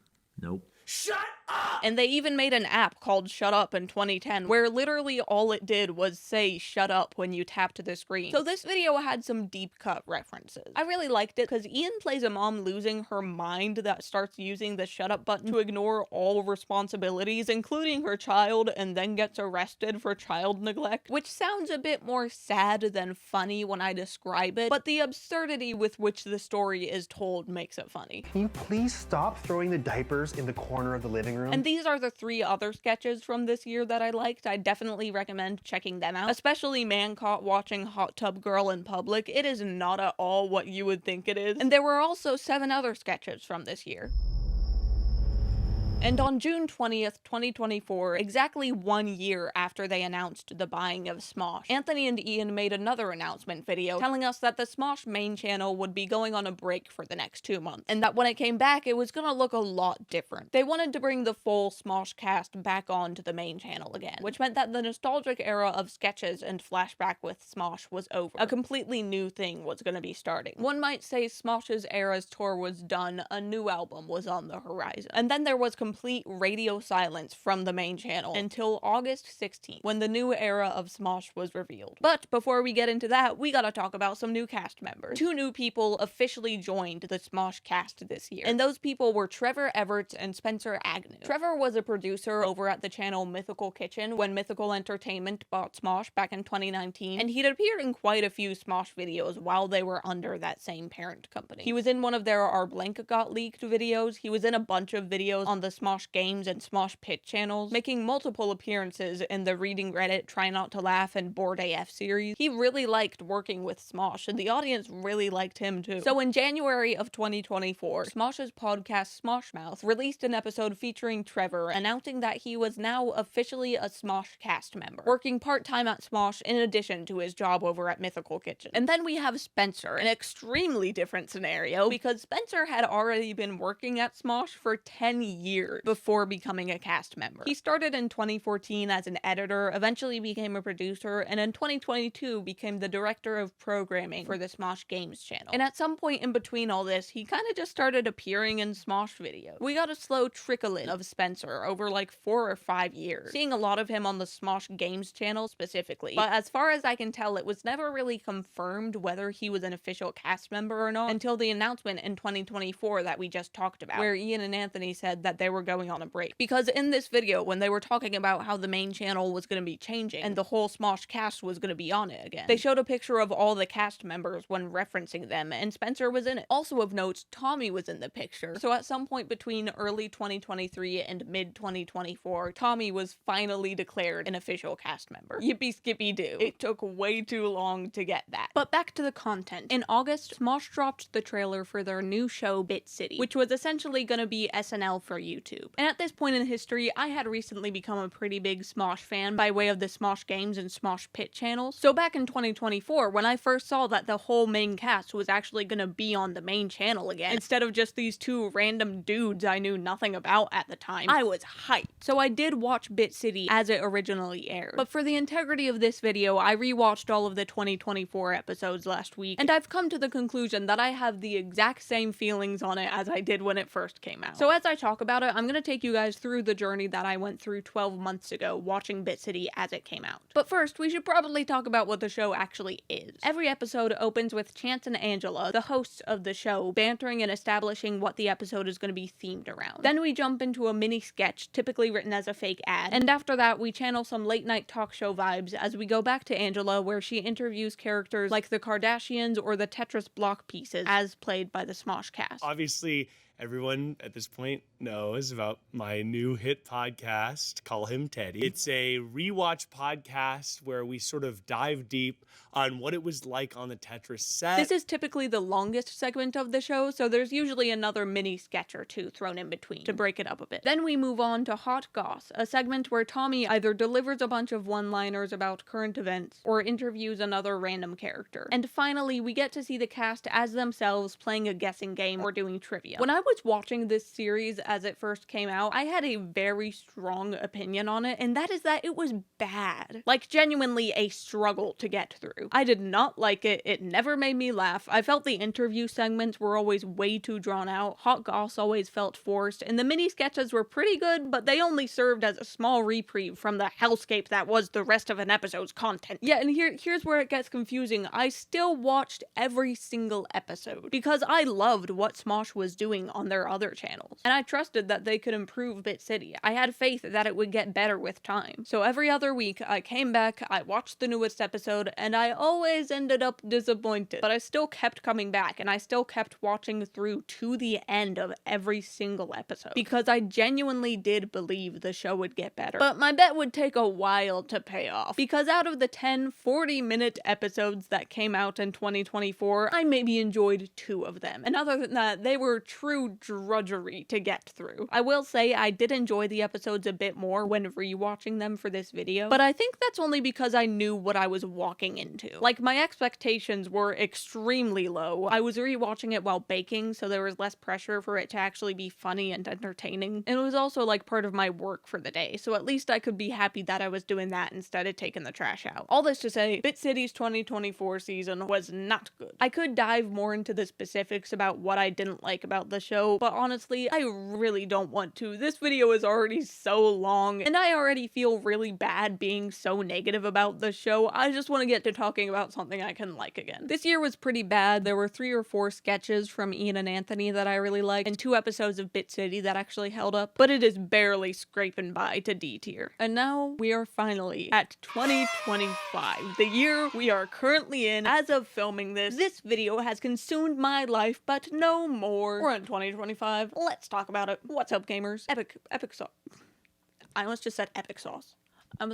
I swear I never said that in my life. Please, you have to believe me. So 2025. Since it's only August, I'm not gonna rewatch any of the content from 2025. I'm just gonna go off memory here. So if I miss anything, you know, if you think I'm wrong, forgive me or yell at me in the comments, whichever you prefer. So coming into this year back in January, I had pretty low expectations. I mean, understandably, I just had to force myself into watching the first season of Bit City with like dread in my heart every episode. I was done getting my hopes up. Okay. And Smosh really matched my energy. Because of the 3 first episodes in 2025, I don't think I finished more than 1 of them. I think I literally gave up on the other 2 halfway through. And I don't know, maybe they're better than I remember. Maybe I was just too biased against Bit City at this point. Feel free to plead your case in the comments, but I just remember these episodes being so unenjoyable. Like, I was starting to question if I should even give future episodes a chance anymore, okay? I was losing all faith at this point. But then something happened. Over the next 4 episodes, Bit City started to get good. I would watch episodes all the way through and actually enjoy every segment. The character interviews became more structured, feeling less like we were flouncing around 9 topics and hoping something would hit, and more like an actual interview parody where characters were there to promote or address something. Hot Goss was completely overhauled in favor of a new Tommy segment where Angela would interview him playing characters like your mental illness or a Disney cast member losing their mind. And the mini sketches also became way higher quality. They started to have actual self-contained plots and even became mini-series within episodes, having 2 or 3 parts split across a given Bit City episode. I started to actually love this show. Against all odds, Smosh managed to turn this sinking ship around into brilliant content. Nowadays, Bit City still has the occasional miss, of course, but it's a show that I genuinely look forward to watching every week. Smosh also made a completely improvised sitcom this year called Spud Hut, which is about 2 warring baked potato restaurant. This show is based off a joke from an old Smosh Games video that fans really latched onto, and it's honestly some of the best content that I've ever seen on YouTube. Some of the hardest times I've laughed in my life have been while watching this show. It has humor, it has heart, it's like YouTube's version of The Office or Parks and Rec, okay? It's that good, and I will die on this hill. And that's all I've got on 2025. We've still got 4 months left in the year as of filming this, so who knows what they'll come up with next, but I'm really excited to see it. And I actually have written in my script that I'm gonna put this year at an A tier, but I changed my mind. This year's an S tier. I'm loving it. Call me McDonald's. And this has been the journey of Smosh. They have an amazing cast, art team, editors, camera operators. Shout out to all of them. They are doing great, and I am so excited to see what they do next. Thank you guys so much for watching. I have never worked harder on anything in my life than this video. So subscribe if you want to see more videos like this. Leave a comment letting me know if you're still actually here, and have a good week. I'll see you next time.